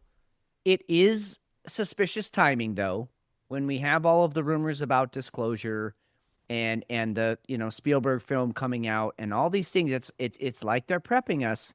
And then of they course, absolutely are. If you'd like to know more, go to alien.gov, right? I mean, it just makes sense. So I've gone there. It's just a placeholder. They're holding it. So there's nothing out there otherwise. So if you go to aliens.gov, it's not going to be there. But I double checked it. We verified our sources, and yes, it is absolutely. Oh, it's legit. Yeah, you can go on to the lookup.ican.org, and you can go ahead and look it up. It's legit. Okay. Yep. This is the biggest slow play narrative that I have ever seen, and it is so sloppy. It's like, we're gonna talk about it. Can we just do it ahead of Spielberg's movie disclosure? Can we just? It's very sloppy. Do you think it's worse than the Epstein thing? I mean, is this a slower roll than the Epstein? Because I kind of feel like, yeah, go ahead. I think it only is a slower roll than the Epstein thing because the whole Epstein thing didn't become a thing until like 2018, 2019, 2020. When he got arrested on all the when his useful idiot status came when it was up. So I think that's what makes it worse. There's been talk about aliens for decades, and that's why it's like everybody goes, okay, we know that there is something there. Just fucking rip the Band-Aid and do it already. Stop. I don't need to see, the 5 meteors that were all across the world this week. One showing up in Texas, or a couple in Texas, one in Dallas, one in Houston, one in Turkey. Apparently, one that zigzagged. One that yes, that was fucking retarded. I think didn't that one end up coming to be a Starship launch or something, or a rocket out of Vandenberg?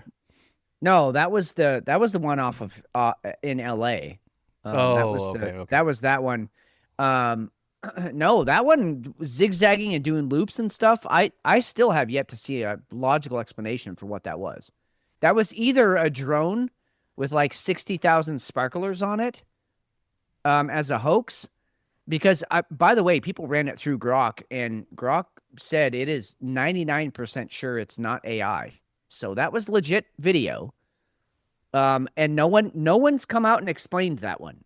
So it looks like a meteor coming in, this orange fireball, but then it starts weaving and going up and down and then left and right, and then it does like a loop. And that's not what meteors do. That's not normal. Right? No, they have a trajectory. It's a straight line. They either explode before they hit the ground or they cause the destruction of all of humanity. They don't loop. They don't weave. So that one is still unexplained as far as I've seen. Really weird shit. I'm going to throw something at you, and I just thought of this. What if, to save midterms, we find out that we have...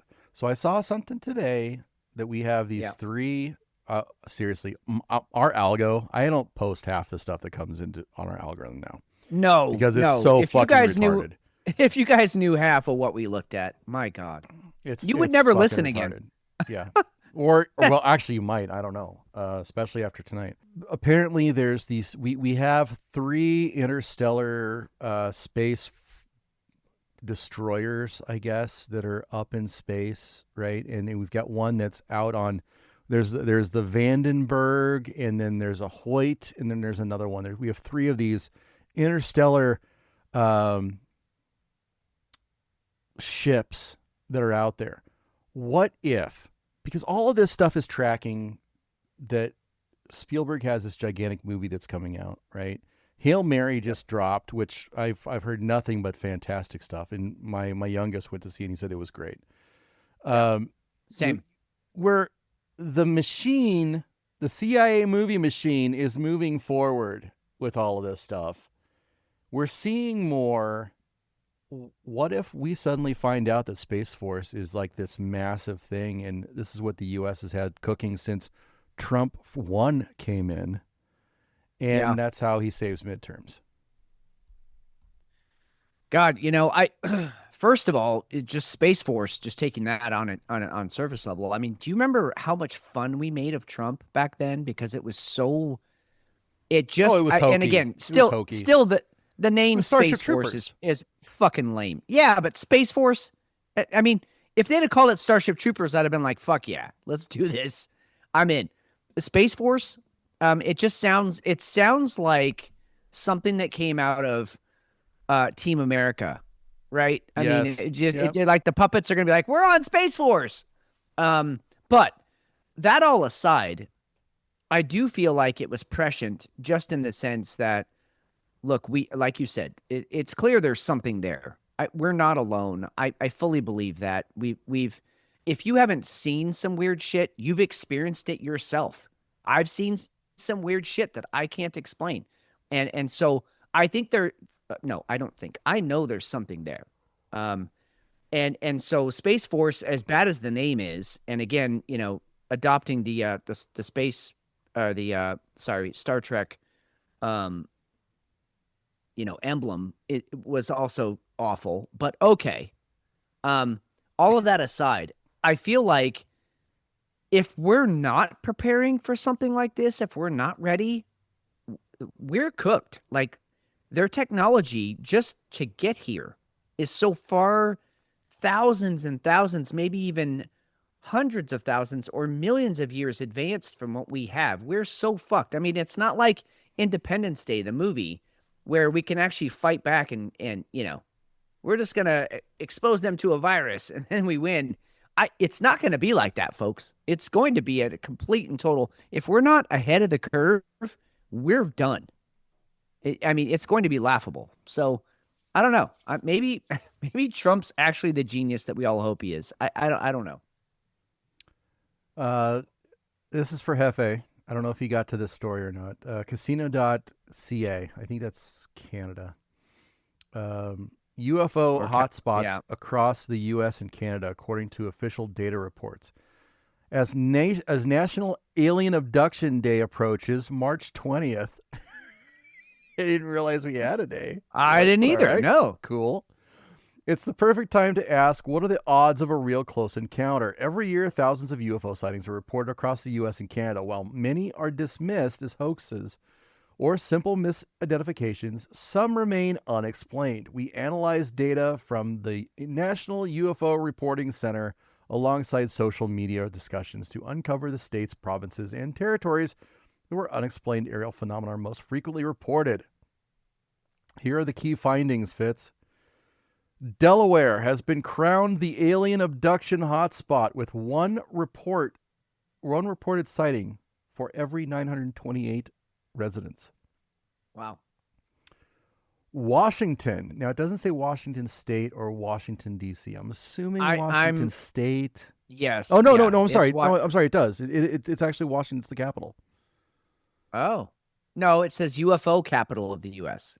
Oh. I think it's Washington Okay, so State. it might be There's, okay. Look, we've both been up in that old growth forest. There's some weird shit going on up there. There is some weird shit up there. You're right. Yeah. There is. Louisiana remains a state you're least likely to spot a flying saucer, so they do not like Louisiana. I'd be kind of scared of Louisiana too. They got a lot of guns down there. I'm gonna go a different route with that. I You think it's the prime place for it? No. I just think, look, what we're really looking at here swamp gas is it's a rating of how often people look up. I think UFOs are a constant thing. They're everywhere. But if you're too busy looking for a hole to shit in or looking down for alligators that might eat you or your baby, you're not looking up for UFOs, right? But when you're in the grandeur of the Delaware forests or the Washington forests, you're looking up at the grandeur of it, and then you go, holy shit, what is that? So I don't think that this is there's fewer UFOs in Louisiana. I think people in Louisiana are looking down so that they don't step on something that will kill them. Whereas in Washington and Delaware, you already know you're safe out there, so you're going to look up at the grandeur of the heavens, and you're going to see it. That's just me. Well, you just established why New York City is third. Because why would you not be looking up at all the amazing sights, looking at the New York skyline? Because they were ranked 3. This is like big news this week. That's what I'm saying. That's my take on this. Alberta is now the UFO capital in Canada with total sightings of 1 per every 568 people. Wow. I'll still gladly take them in as a 50. Oh, as yeah. one of our states. Yep. I'm still lobbying for that 53. And again, Alberta, anywhere up in Canada, up in that North country where, and again, I don't know, maybe we should do a whole show on some of the weird shit that happens. Most of Canada, even more so than the U.S., most of Canada is not just unpopulated, it's unexplored. And or the people that have gone to explore these areas don't come back. There are so many eerie, creepy stories about the Canadian Northland up there, all of the bush, maybe even more so than Alaska, because I think people are smart enough not to go out in the bush in Alaska because there's bears, but up in Canada, not that there's not bears, but other weird shit has happened up there, and like well documented weird shit. And so I think. I don't know if it's aliens. I don't know. Old tribes, maybe. I'm sure there's uncontacted tribes that are just living up there. It could be anything, yeah. But yeah, Canada's a wild place, like in every sense of the word. They're wild. Elon offered to pay all the salaries for the TSA today. I love this. Schumer and others, they lost their fucking minds because they're like, he's taking away the only power we have. Okay, you're right. He is. Yes, but he's taking away your power to hold the American people hostage because you don't want illegal aliens to be taken off the voter rolls. That's what we're talking about here.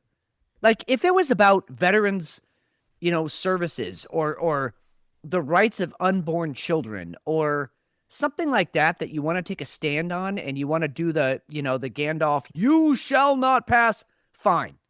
But you're talking about not wanting people who shouldn't be here to be able to vote. That's the line in the sand you drew. And these lines at the airports, I mean, some airports are literally canceling flights because of it. And Elon comes in and is like, enough is enough. You're acting like children. I'll pay their fucking salaries. Get them back to work.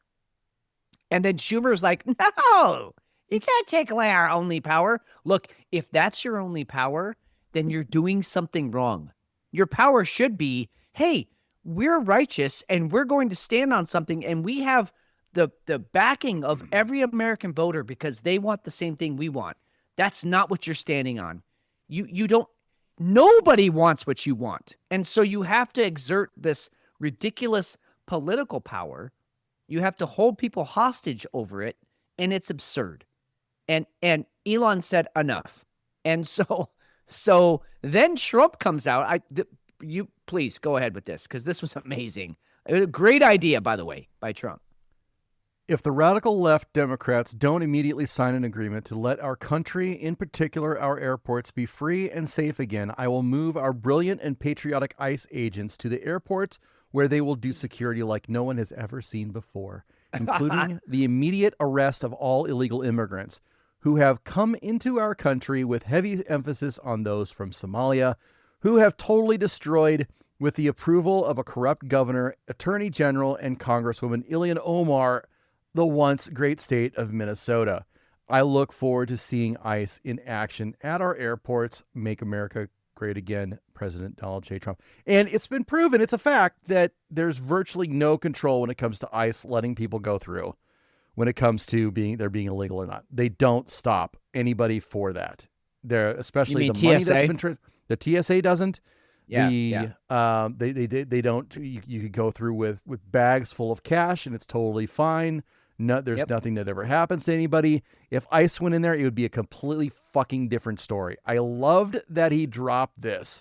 And I love that Schumer just decided, I'm bringing a motion to the floor to fully fund the TSA. Yep. Yeah, because he doesn't want that. No, he needs them. He needs illegals to vote. That's it. Yep. I mean, I kind of feel like that proves the whole thing right there. It absolutely does. Because he knows ICE would shut it down. And he called their bluff, or not even called their bluff. He was just like, hey, if you don't, I will. And Schumer was like, okay. I mean, again, do I like that a private citizen like Elon Musk is able to influence political policy this way? No, I don't like it. But I would rather him be doing it than fucking George Soros, who is also a private citizen. Exactly. Right? Or Bezos or any of these other fucking idiots. Or Zuckerberg or any of those guys. And they could very well do it. They don't have as much ammo as what Elon does. I think he's a trillionaire at this point. But they can easily do stuff like that. It wouldn't be difficult. And I also don't think, listen, my assessment, which means jack shit, I don't think Zuckerberg or Bezos have 3 brain cells to rub together between the two of them. I really don't. I think they both, they were either funded or told what to do and how to do it so that they could be, given this empire, but they don't actually have any knowledge of anything that they're doing right or wrong. They're just doing what they're told. I mean, case in point, Zuckerberg 100% folded when the CIA and whatever other government agencies came to him and said, you need to start censoring people on Facebook who are against the narrative for the jab. And he folded. He admitted it. He's like, yeah, I just went along with it because, it was the government. Like he has 0 testicles, 0 brain cells. But Elon is different. He's a different animal. He is an engineer. He is a scientist. He is a brilliant man. You say what you want about his political views or, what he said about certain individuals, but at the end of the day, he's smarter than probably all of us put together. And so he's like, look, I see a way out of this. I'll just pay their salaries, which again, like you said, he could do. And, somebody totaled it up and it's a ridiculously small amount of money. You know, for someone like Elon to have one person to have all that money, and he can pay the salaries of all these people. I mean, it's that's kind of sad in itself, but here we are. So I appreciate that he did it, but then Trump sort of coming over the top with, all right, fine, we're just going to put ICE agents in all the airports. American citizens don't give a shit. We're like, okay, cool. As long as someone's there to check my goddamn bag to make sure I'm not bringing a vibrator through, then let's play ball.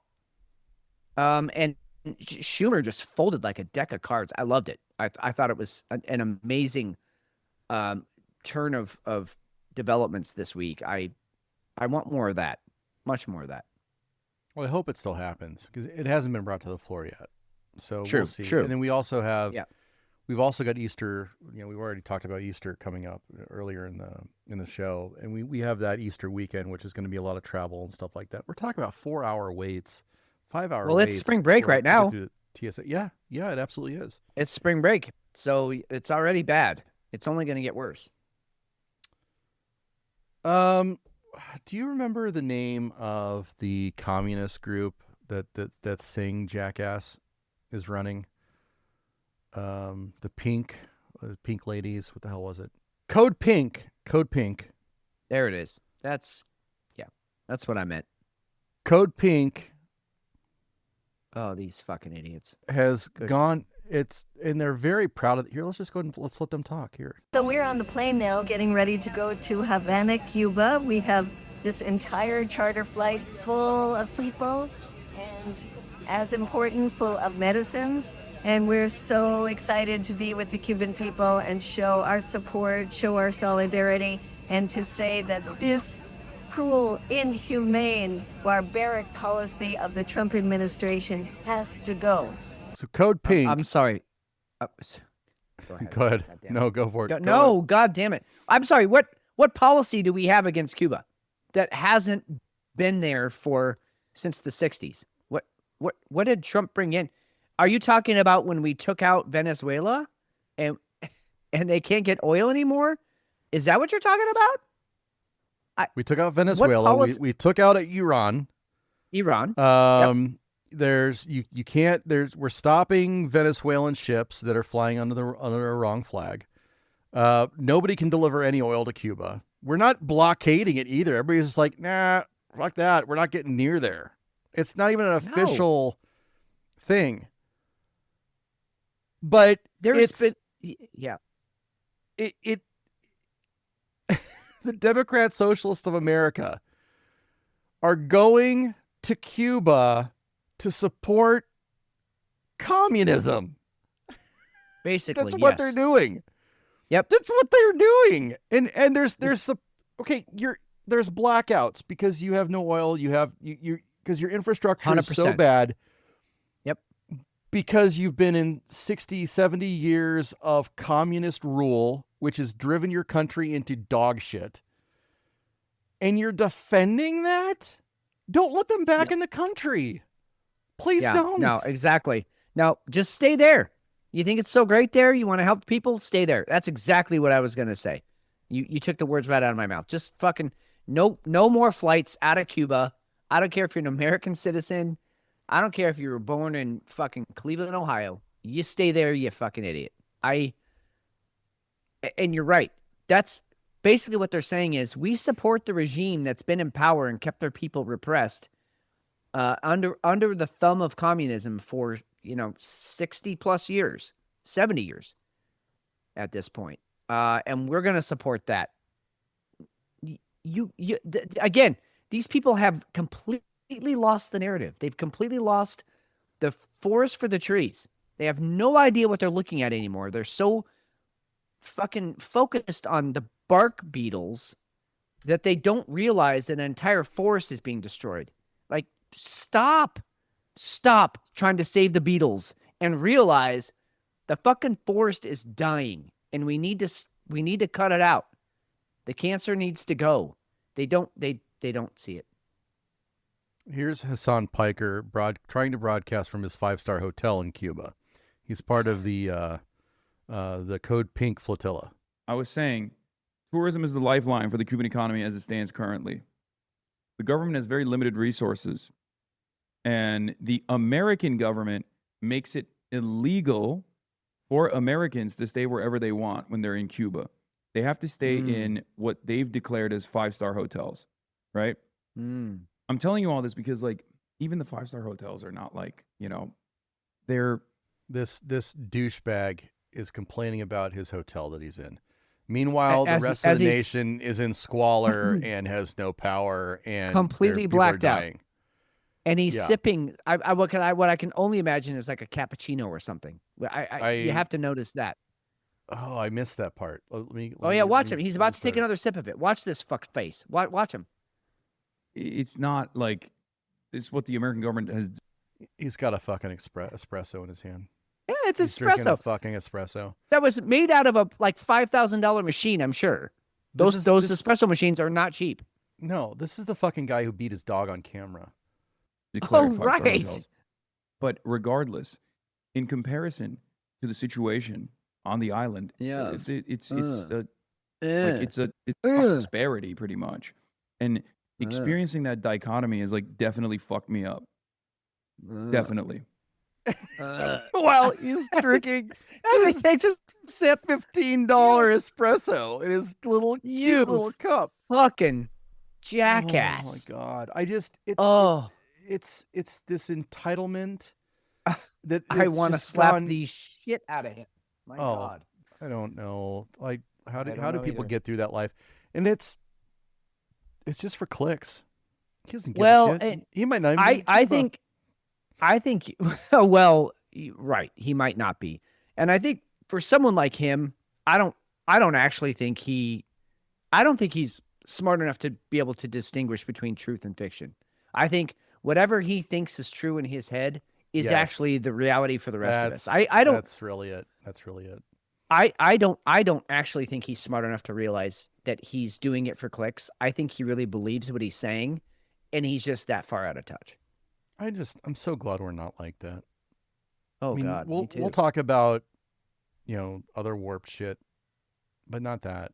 Like we're not so depraved or so misguided that we're going to go ahead and use a full country's inability to, live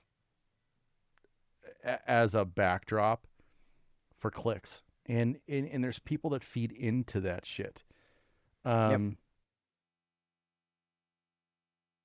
Hey, so I want to pivot hard. You ready? Let's do it. We found out this week why the UK can't get anybody to over to the Gulf to help. Because they lost all of their sexual genitalia? No, their submariners are doing coke at the bottom of the ocean. I love this story. I found this one earlier today, and I was like, oh, shit, this has to go on the dock. This was beautiful. 170 British Navy sailors caught doing hard drugs on a nuclear submarine. I mean, what else are you gonna do? There's no light. There's no life. There's no women. I might as well do some coke. Might as well do Why some not? meth. Yeah. God, there's ventilation systems. The same week that this story drops from Visgard 24. British Muslims are 5 times more likely to have a positive view of the Islamic regime in Iran than the general public, according to a recent poll by JL Partners for the Policy Exchange think tank. Why did they even have to? Why is anyone surprised by this? Why did they have to do a poll? Nobody's surprised by this, but did you know that that's the only nation in the EU that has not made the IRGC a terrorist entity? A terrorist, yes. I did know that, and again, we said it last week. I think we even said it the week before. The UK is dead. They're so done for. There's no coming back from this, and that's very sad. We have friends over there on the other side of the pond. Yeah. I've been over there. I had a lovely time when I was there. Of course, that was 20 years ago. It is so different now. If someone said, "Look, I will pay you $10,000 to go on a trip to the UK," I would do it. Okay, but I would use that $10,000 to arm myself. I'm Right? not going there just me. I'm gonna buy a armored vest, at least something that's stab proof. I'm gonna make sure my wife has a chastity belt on so she doesn't get raped. I mean, I can go down the list of all the shit that I would be afraid of there. It is absolute chaos, and it's no exaggeration to say that there are people that live in the UK that I've seen the tweets. They don't leave their house anymore. No. Even in these like quaint little, fishing villages and stuff. And you just think Cottages. it's so cute. They don't. Yeah, On the they don't leave Shire? their house. Yeah. It's nuts. I'm waiting for Scotland. Okay, so Aaron in chat, the Caliphate of London. You're absolutely right. I'd go to Scotland and stir up some Yes. shit. You're absolutely right. But I think what was it? Was it 2 weeks ago? I think we saw Scotland come out and say, "Nah, we're out of here. We're gonna go and drop our articles of leaving you." Yep. Edinburgh finally got some balls. Yep. Fucking do it. Get out. please. Same thing with you guys in Alberta. Leave. Yeah. At some point, it has to make you, because you're going to have to deal with Islamist radicals getting a hold of UK nukes. Same thing in France. You're going to have to deal with this shit. Yeah. God. And we already established this week that Iran, they had the ability to go ahead and send ballistic missiles far enough to hit London, and that broke too. That people were like, "Oh, we have no way of defeating that. We don't have any kind of missile defenses. We don't have No, any they of don't that have an stuff." Iron Dome. No. No. This is gonna be a thing. It is. It's already a thing. I love the IRGC today on their official X account.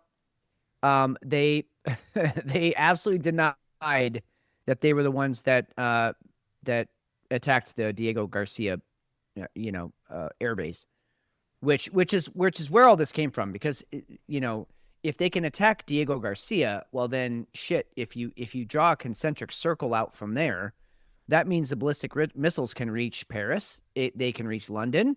They can reach Berlin. And so people go, "Oh shit! Diego Garcia couldn't stop it. Maybe we're in trouble here." And then the IRGC comes out and was like, "Hey, whoa! That wasn't us. We didn't do that." Of course you're gonna say that. Of course. But let's be worried about why we went into Iran. Yeah, and I also I think that the puppets, let's just call them puppets, the clickbait artists that are out there talking about the fact that we shouldn't be in Iran, and they're all like 30 years old or younger. Right. I'm sorry, Right. you don't remember the hostage crisis. I mean, they kept these people on airplane for how many days? 200 days or something. And they were U.S. citizens that they just held hostage, and they were going to execute every one of them. And they were executing people. They were throwing them out that was Iran. That was the leadership of Iran, not the Iranian people, but the leadership of Iran. The terrorists that have been running that government.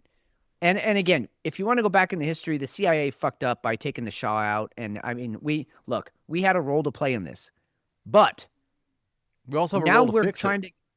Exactly. Now we're there. We're trying to fix it. We're trying to give it back to the people. And Trump, I mean, everybody else has been too weak to do it, including Obama, including Clinton, including all the fucking lefty heroes. They were all too weak to do it. They talked about it and they didn't do dick. Now Trump's doing it and they all want to rail against it because Orange Man bad. Again, that is too simplistic. This is a very complex situation. And I do feel like we are there for the right reasons, at least for now. I'm leaving that asterisk in there, at least for now. Is BIbi alive? I don't know, dude. I literally This is like your favorite story. This is like your story to track. And I love it. I love it. But then we came across a video where Mike Huckabee's fucking face changes mid clip. And it's okay. I don't know anymore. Check I don't everybody's either. fingers? How many fingers do you have? Does everybody have 6 fingers? I'm looking at a picture right now. Monday, I was sure he was dead. Tuesday, I'm like, oh, actually, probably he's alive. Wednesday, that video was debunked and he's dead again. Thursday, I thought he was alive. Yesterday, he canceled a very important summit in Hungary where he was the keynote speaker. And by the way, he hasn't been to I think we're up to 16 now. 16 Security Council meetings with Israel in his own government. He has not shown up to 16 in a row, which prior to that, he had missed 2 ever. And now he's missed 16 in a row because they have like two or 3 a day, just depending on the situation. He never missed 1, or he missed 2. And now he's missed 16 in a row. So I don't know. It is my favorite story. The guy's like, he's not a positive influence in the Middle East. No, he's not sitting at home making Hallmark cards. He's sitting at home thinking how he can bring about, the second coming of the Israel tribe taking over the world. I mean, he's said it in many speeches. So I don't know the man. I'm not going to be happy that he's gone. I would like to know one way or the other. Are you alive? Are you dead? And it's funny because they keep putting out these videos that are supposed to, quote unquote, prove that he's alive. But people are running it through the AI filters, and every single one of them has been AI generated. Every one. The one was from the coffee shop, and it was based on a video they took of him like back in 2022. Right. I mean, every single one of them they've disproved and shown that it's probable that it's AI. Not one video since the Iranians claim they killed him. Not one video that's come out of him has been proven to be true, which is wild shit. That an Israeli prime minister can be taken out by the IRGC. That's wild shit. Again, what a weird timeline. Wonder, well, was it the IRGC? Okay, so we're speculating, obviously. Yeah, if it wasn't the IRGC, maybe it was Trump. Maybe it was Mossad. Maybe it was CIA. I mean, there's a lot of. I don't know. There's something going on. There's something going on, and they're not talking about it, which you wouldn't do that in wartime anyway. So I completely get that, but there's enough speculation at this point that's like, you know what? Who's in charge? Just tell me who's in charge. Lisa in chat, she has been all over Dome of the Rock in Al-Aqsa Mosque. Yeah. There was a rocket attack on that this week, which goes back to the whole rising of the third temple. It's part of the prophecy. Yeah, exactly. It's a 3,000 at least year old prophecy. That the Dome of the Rock needs to be taken out so that the Israelis, that the Ashkenazi Jews, the Zionists, go ahead and look up the Ashkenazi Jews. Go back and follow that timeline, because that'll be enough to make you. That'll shake all the foundations. That's red heifer land, right? That we were talking about. It is exactly. Yeah. So we're not talking about the Jewish people or Jews in New York or even Hasidic Jews. We're talking about the Ashkenazi Jews that go back and have ties to the Knights Templar, and the whole thing. It's fucking wild. But that's part of their prophecies, that they feel like for them to be able to rule over the world, they need to get rid of the Muslim place of worship and replace it with their own Jewish place of worship and create the third temple, which would then complete the triangle and usher in the new age of God. That's as simple as I can put it. It goes way deeper than that, but go do your own homework. It's wild. And there's even been allegations, by the way, that Israel is digging tunnels underneath that, the Dome of the Rock, and they're going to just completely obliterate it from beneath and say it was a missile strike. But they're just gonna dynamite the shit out of it from below, and then clean out the rubble just like we did on 9/11. Not saying anything, but clean out the rubble and erect their own new place of worship, which is look, if that shit starts to actually happen, then we're in a timeline that I'm no longer comfortable with. Right? I mean, oh, it's I going to think- be great show content. Oh, Come on. we're We're gonna going to lean into this. Are you kidding me?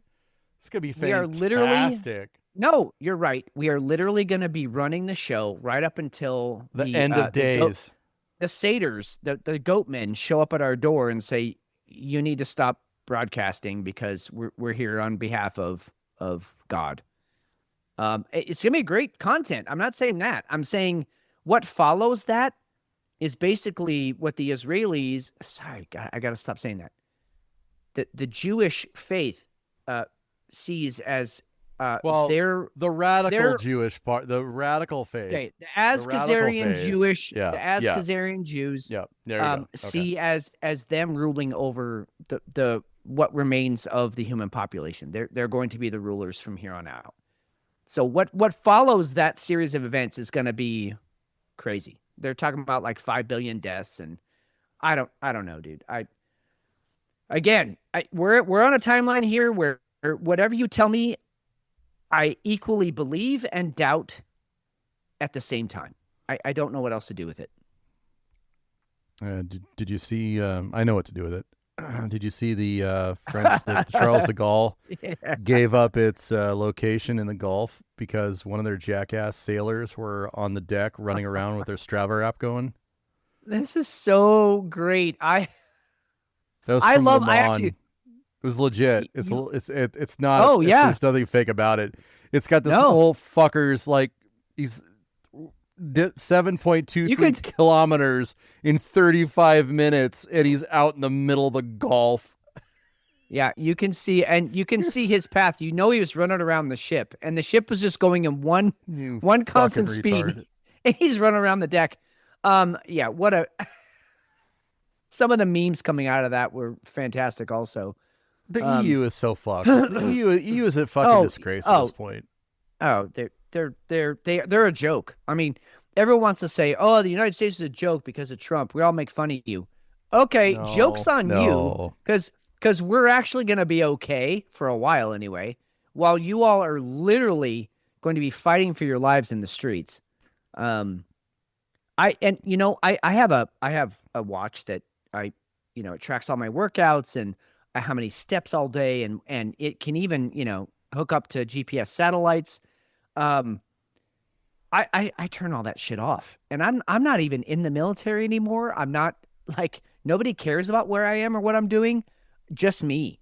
I only care. And so I turn all that shit off. If I'm in an emergency, I'll turn it back on and I'll get my GPS location and put out an SOS. But until then, nobody needs to know where I am, what I'm doing. No.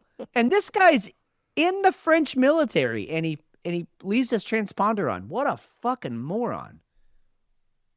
I hope he got fired. Dude, you're not allowed on this ship anymore. I was kind of You're hoping out. you just kick him off the fucking ship and make him row home. Yeah, walk the plank. Yeah. I'm gonna play some. This is savage. This is beautiful on a couple different levels. But I'm gonna go ahead and play this, and then we'll discuss. This is Trump. Is a little wild. Yeah. This is Donald Trump, and he's with the PM, the new PM from Japan. This was a very interesting experience. The whole interaction and the whole exchange was yeah. And it wasn't just here; it was her whole time. Tamaguchi, is that right? I'll look it up real quick. But here, this is what went on. A good friend, but one question. Of course, now Japan and US are very good friend. But one question: why didn't you tell US allies in Europe and Asia, like Japan, about the war before attacking Iran? So we are very confused about we Japanese citizens. Well, one thing, you don't want to signal too much. When we go in, we went in very hard, and we didn't tell anybody about it because we wanted surprise. Who knows better about surprise than Japan? Okay? Why didn't you tell me about Pearl Harbor? Okay? And the look on her face was like, yeah, we got you guys. Yeah. Yeah. Oopsie. He's right. Yeah. It continues. right? He's asking me, no, you believe in surprise, I think much more so than us. And we had a surprise, and we did. And because of that surprise, we knocked out, the first 2 days, we probably knocked out 50% of what and much more than we anticipated doing. So if I go and tell everybody about it, there's no longer a surprise, right? It was brazen as fuck. It was honest as fuck. And you know what? She handled that in stride.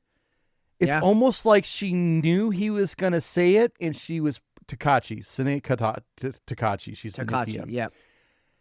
And it was almost as though she was like, thank you. Thank you for fucking saying that, because now I can just, we did it.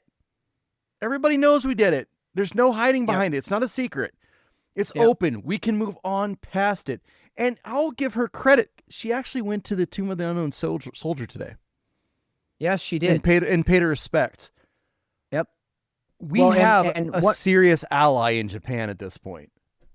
I think so too. I think just a quick note too on look, anyone who's gone to war college, anybody who's studied military history, hell, even if you just are into martial arts and you've read the Book of Five Rings or any of Sun Tzu, and I've read all of von Clausewitz's books, which he wrote kind of the seminal like Western military history strategy book back in the 1800s. He kind of took everything from Napoleon and before, all the way back to the Romans, the Greeks even, and military strategy, what works, what doesn't. One very consistent theme in all of it is you don't let your enemy know what the fuck you're planning. No, you never do. If you're weak, you act strong. If you're strong, you act weak. If you have a lot of shit in stores, you make them think that you don't have anything in stores. And if you don't have anything in stores, you make them think you have a ton of shit back there. Like that deception is warfare. And first of all, what an ignorant question for that guy to ask, that journalist. But it makes you wonder if he was put up to that. Go ahead and throw me a softball. Maybe. But again, for Trump to come back and be like, look, dude, I'm an American president and I do what I need to do. And I'm not going to tell you, I don't need to check with you, Japan or Hungary or India or anybody else with what I'm doing. I'm going to do it. So I liked that part of it. But then to your point, McShane, she didn't have to qualify it. She didn't have to quantify it. She didn't have to justify it. She sat there, dignified, took it in. Absolutely. And then now let's go on. Yeah, let's own it and let's move on to the next thing. I agree with you. I thought it was a great exchange. But what an ignorant question. Do you not know anything about the way the world works? Have you never been in a street fight? You don't tell the guy, hey, I'm going to hit you now. You fucking hit him before he knows it. Fucking unload. Yeah. Unbelievable. It's. Did you see her walking through the White House and looking at all the presidential pictures, and then when she got to the auto pen picture? I did, the auto pen, yes. She thought that was a great joke. Look, this is a major sticking point for all the Trump, the TDS sufferers out there. That's just undignified. And I agree. I don't think a president should be doing that. But I also don't think basically the last three presidents should have done anything they did. So if you're going to act like a clown and you're going to do clown shit and then you're still going to get a fucking Nobel Peace Prize for it, Obama, then let's start calling out. Let's start calling a fucking cactus for a cactus. Like, you're spiny and shitty and no one likes you. And so look, you were an auto pen to me. So that's going to be your picture on the fucking wall, Joe Biden. He should have, for Obama's picture, he should have put a picture of that wedding that he bombed, like just moments before, because we have footage of it. Right? A picture of the wedding before. That's Obama, a bomber of weddings or whatever, with all the kids and everything. I mean, is that presidential? No. Would I do it if I were in the White House? Probably not. But also, I don't want to be in the White House. And Trump's ego, it is what it is. Love it or hate it. It is for the White House, though. It is for the White House. It's what he is. And so, and you can't sit here. It's his house. And nobody his can house. sit here and tell me that Clinton, Bush 2, Barack Hussein Obama didn't have bigger egos. They might have hid it. They might have done so. I think by hiding it, they did a lot more shady shit. Yep, exactly. One more clip. You ready for this? This is fun. Okay. Yep. And here today, speaking to you, the American people, not through filters, not through reporters, not through cable news spin. A dishonest and anti-Trump press will stop at nothing. We know this at this point. To downplay progress, amplify every cost, and call into question every step. Sadly, TDS is in their DNA. They want President Trump to fail. But you, the American people, know better. And here to accurate. What Hegseth went on to also say was, we've decided to share the ocean with Iran. We gave them the bottom half. I love that line. I absolutely love that line. It's so juvenile. That's how it should be, though. But that's how it should be. At this point, again, you're dealing with a press that is acting juvenile. Yeah, they are acting. They are adolescents. They are. They're acting like this is a middle school fucking, newspaper that you're putting out for your school of 300. That's what they're acting like right now. And I said this earlier in our chat. These are people that get fired up about stuff like this are people that never played competitive sports. And I don't mean, I played Little League, right? I mean high school and beyond, college, even rec league sports where you're dealing with adult men, and even some adult women. I've heard some women talk trash like no other guy can. So this isn't a sexist thing, but when you play competitive sports and the guy across the field from you doesn't care about his wife or kids at that moment, all he cares about is winning that stupid flag football game, and he's talking the kind of shit that almost makes you laugh because it's so good, but also it pisses you off. If you've never had that experience and also been able to not only take it, but then give it back, then you have no idea what Hegseth is saying here. You actually have no ground to stand on when you're like, I don't think that's right that he said that. That was immature. No, that was shit talk. And that was a challenge to the Iranian Navy to say, look, if you want to pull your boats up from the bottom of the fucking sea where we put them, then go ahead. Otherwise, shut the fuck up. You're in the toilet and we don't care. That's all it was shit talk. And people don't understand that. It is a form of communication that most people these days, especially the younger people, they don't get because they haven't had to experience it. Their skin is so thin.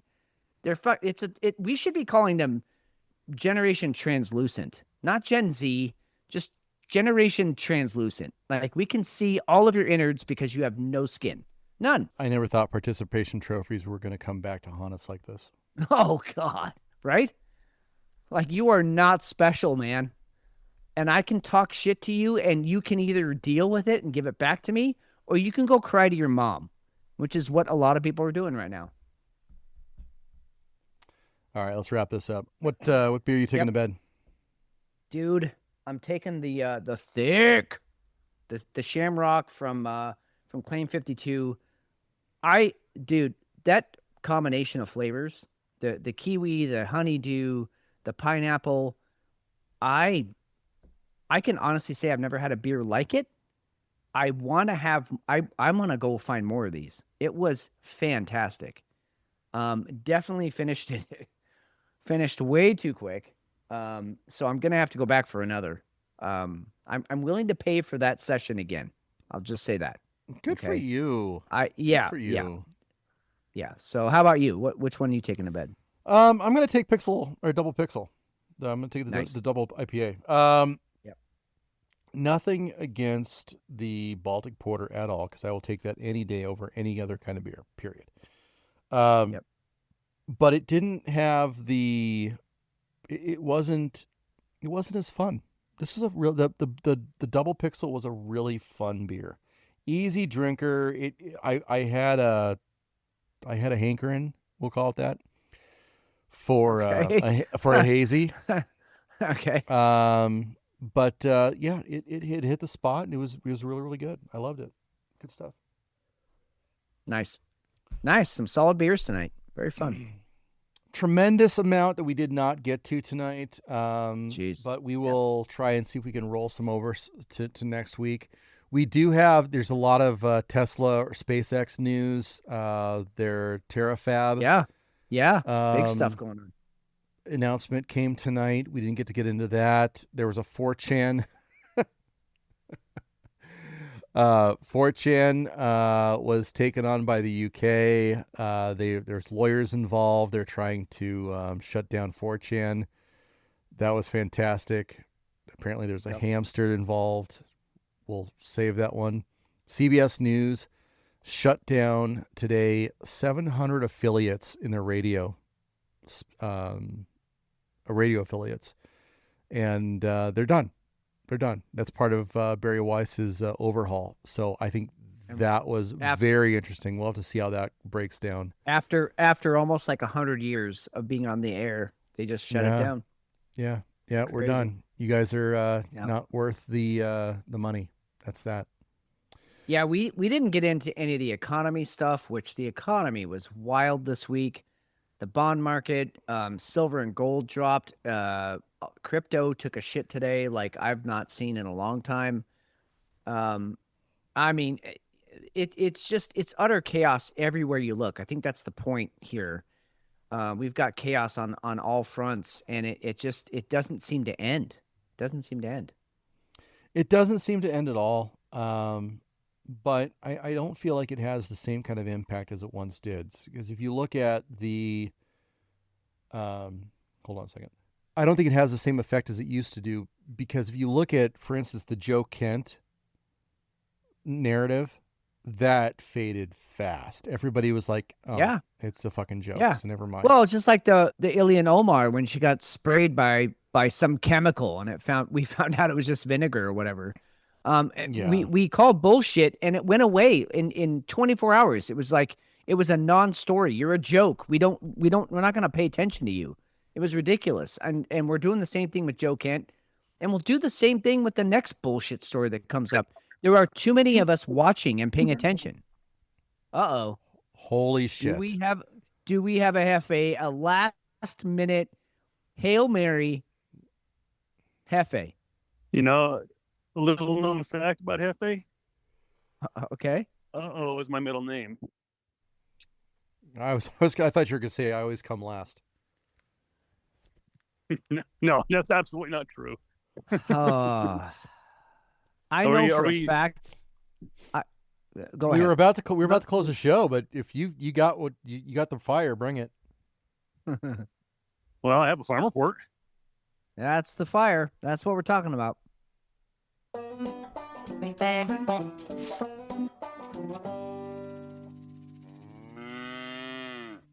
You guys are gonna close the show without me? No. We were gonna close the show and then reopen it when you came in. Oh, okay. It's got the resealable lid. Okay. Right. All right. Well, let me tell you about the bar-tailed godwit. You guys know what that is? It's a bird. No, it sounds gay. It is a bird, and it is fucking amazing. All right. So their migration goes between Alaska and New Zealand. Wow. So you're thinking that's a long way, right? And how do they prepare? Yeah. How do they prepare for that? Well, let me tell you. They prepare for that trip by doubling their body weight by storing fat.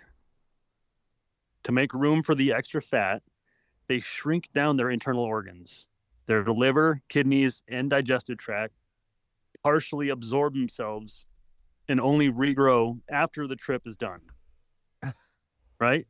So scientists tracked one bird using a tiny satellite transmitter. His name was B6, which incidentally is my favorite bingo ball. He flew 8,425 miles in 11 days and 1 hour. Jesus.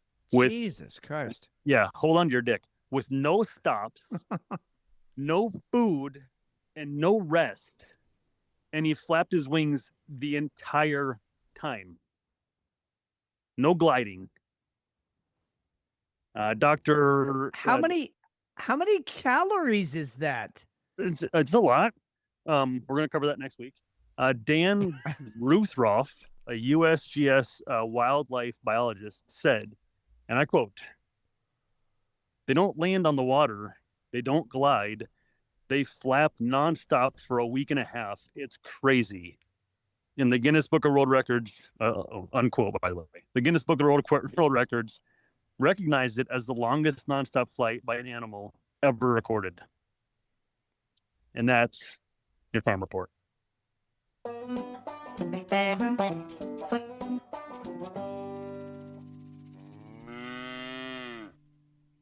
I feel like we could talk for an entire show on just that, because you dropped so many amazing facts and so much knowledge there. I think, if we're being honest, I mean, I think that there's airliners out there that would struggle. A giant airplane would struggle to make that flight. And I'm not saying it wouldn't make it faster. I'm just saying with fuel capacity and everything else, to be able to do that in one leg is crazy, without sleeping, without stopping, 8,000 miles or whatever. What the fuck? Yeah. I think it said something about the longest, nonstop flight was, I think it was less than that. I think the bird had it beat by a little bit. Oh my God. That's nuts. Yeah, it was close. It's crazy. And we're not talking about like a giant like turkey or goose. I mean, they're tiny little birds. They're like tiny. They're like terns. What was the name of the bird again? It was bar-tailed godwit. Godwit. Yeah. It's adorable. Yeah. Look at it. Yeah. See, it's a like a tern looking bird. That's a lot of wing too. A 4-month-old bird. 4-month-old bird flew more than 8,000 miles. So that bird wasn't even a year old. And it's like, I can do it. I got this. Fuck it. I'm in. Hey guys, wait for me. Miles. That's nuts. Insane. That might be the most insane farm report you've ever had. Dude, I suddenly feel inadequate in all of my workouts. all of them. I'm like, if I haven't gone 8,000 miles, if I haven't burned 2.3 million calories on one workout, I haven't reached the level of the bar-tailed godwit. Right. Lisa in chat, the young always have too much energy for their own good. Well, that's true. Aaron, I feel like such a lazy son of a bitch all of a sudden. Dude, totally. God by the way, damn. if I pass away first and you guys we're still doing the show, Steve, I fully expect you to go back and make like a montage of the farm reports. I don't care how much time and effort. Oh yes. Oh, I can do that. Oh yeah. Yeah, this is for Dude, in fact, that's going to be playing like in a loop at your wake. just what the montage on a loop. Your kids are not going to know what hit them. All the stories that we're going to have. Oh my God. And it's going to be amazing. I remember this one time when your dad was, it's going to be, Here, kids, here's every appearance that your dad ever had on Whiskey Hell and Razor Wire. They actually have no idea. I don't think my kids don't have any idea either, though. They don't listen either. So I'm sure, it'll be eye-opening. So let's make a pact right there. Let's make sure that you guys, if I ever die, when that happens, you guys make sure my kids have to listen to all Jesus Christ, about 700 hours of what we have if it was happening tomorrow. And Hefe, you make sure we'll make sure that you your farm reports are. We'll release a website that's just farm reports. Oh wow. Farmreports.com or .org or whatever you want. You know.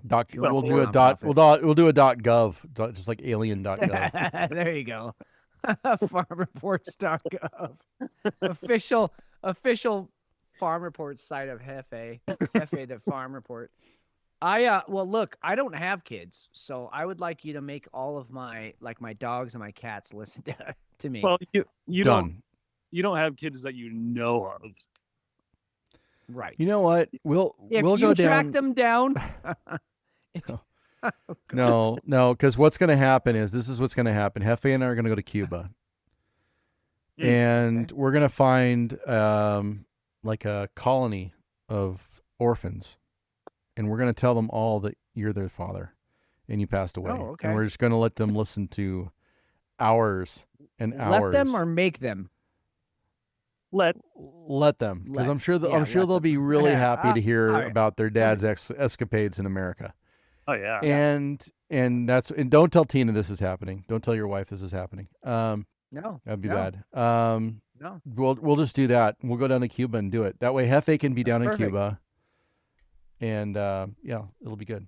Look, look, my entire career has been dedicated to other people's kids anyway, so that makes perfect sense. Good point. Yeah. Perfect. I feel like we've done a lot of good here tonight, guys. Oh yeah. 'As usual. As usual. Yeah, as per usual. I mean, not to brag, but Oh God, let's wind this up. You guys want to listen to us, huh? You got to put me out first. Oh Jesus Christ! Okay. Officially. Oh, No, yeah. Here we no, go. you're right. Right, here we go.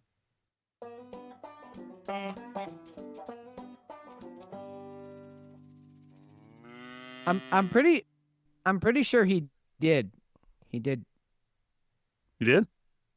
I think so. Because Well- I waited to comment. But it's okay. It's twice now, which makes sense because it's good for half of you to be exited, and then the other half needs to be exited. So True. Like, yeah.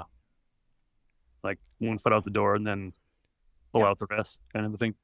no, Yeah. hey, I'm no ready pullouts. to go exit.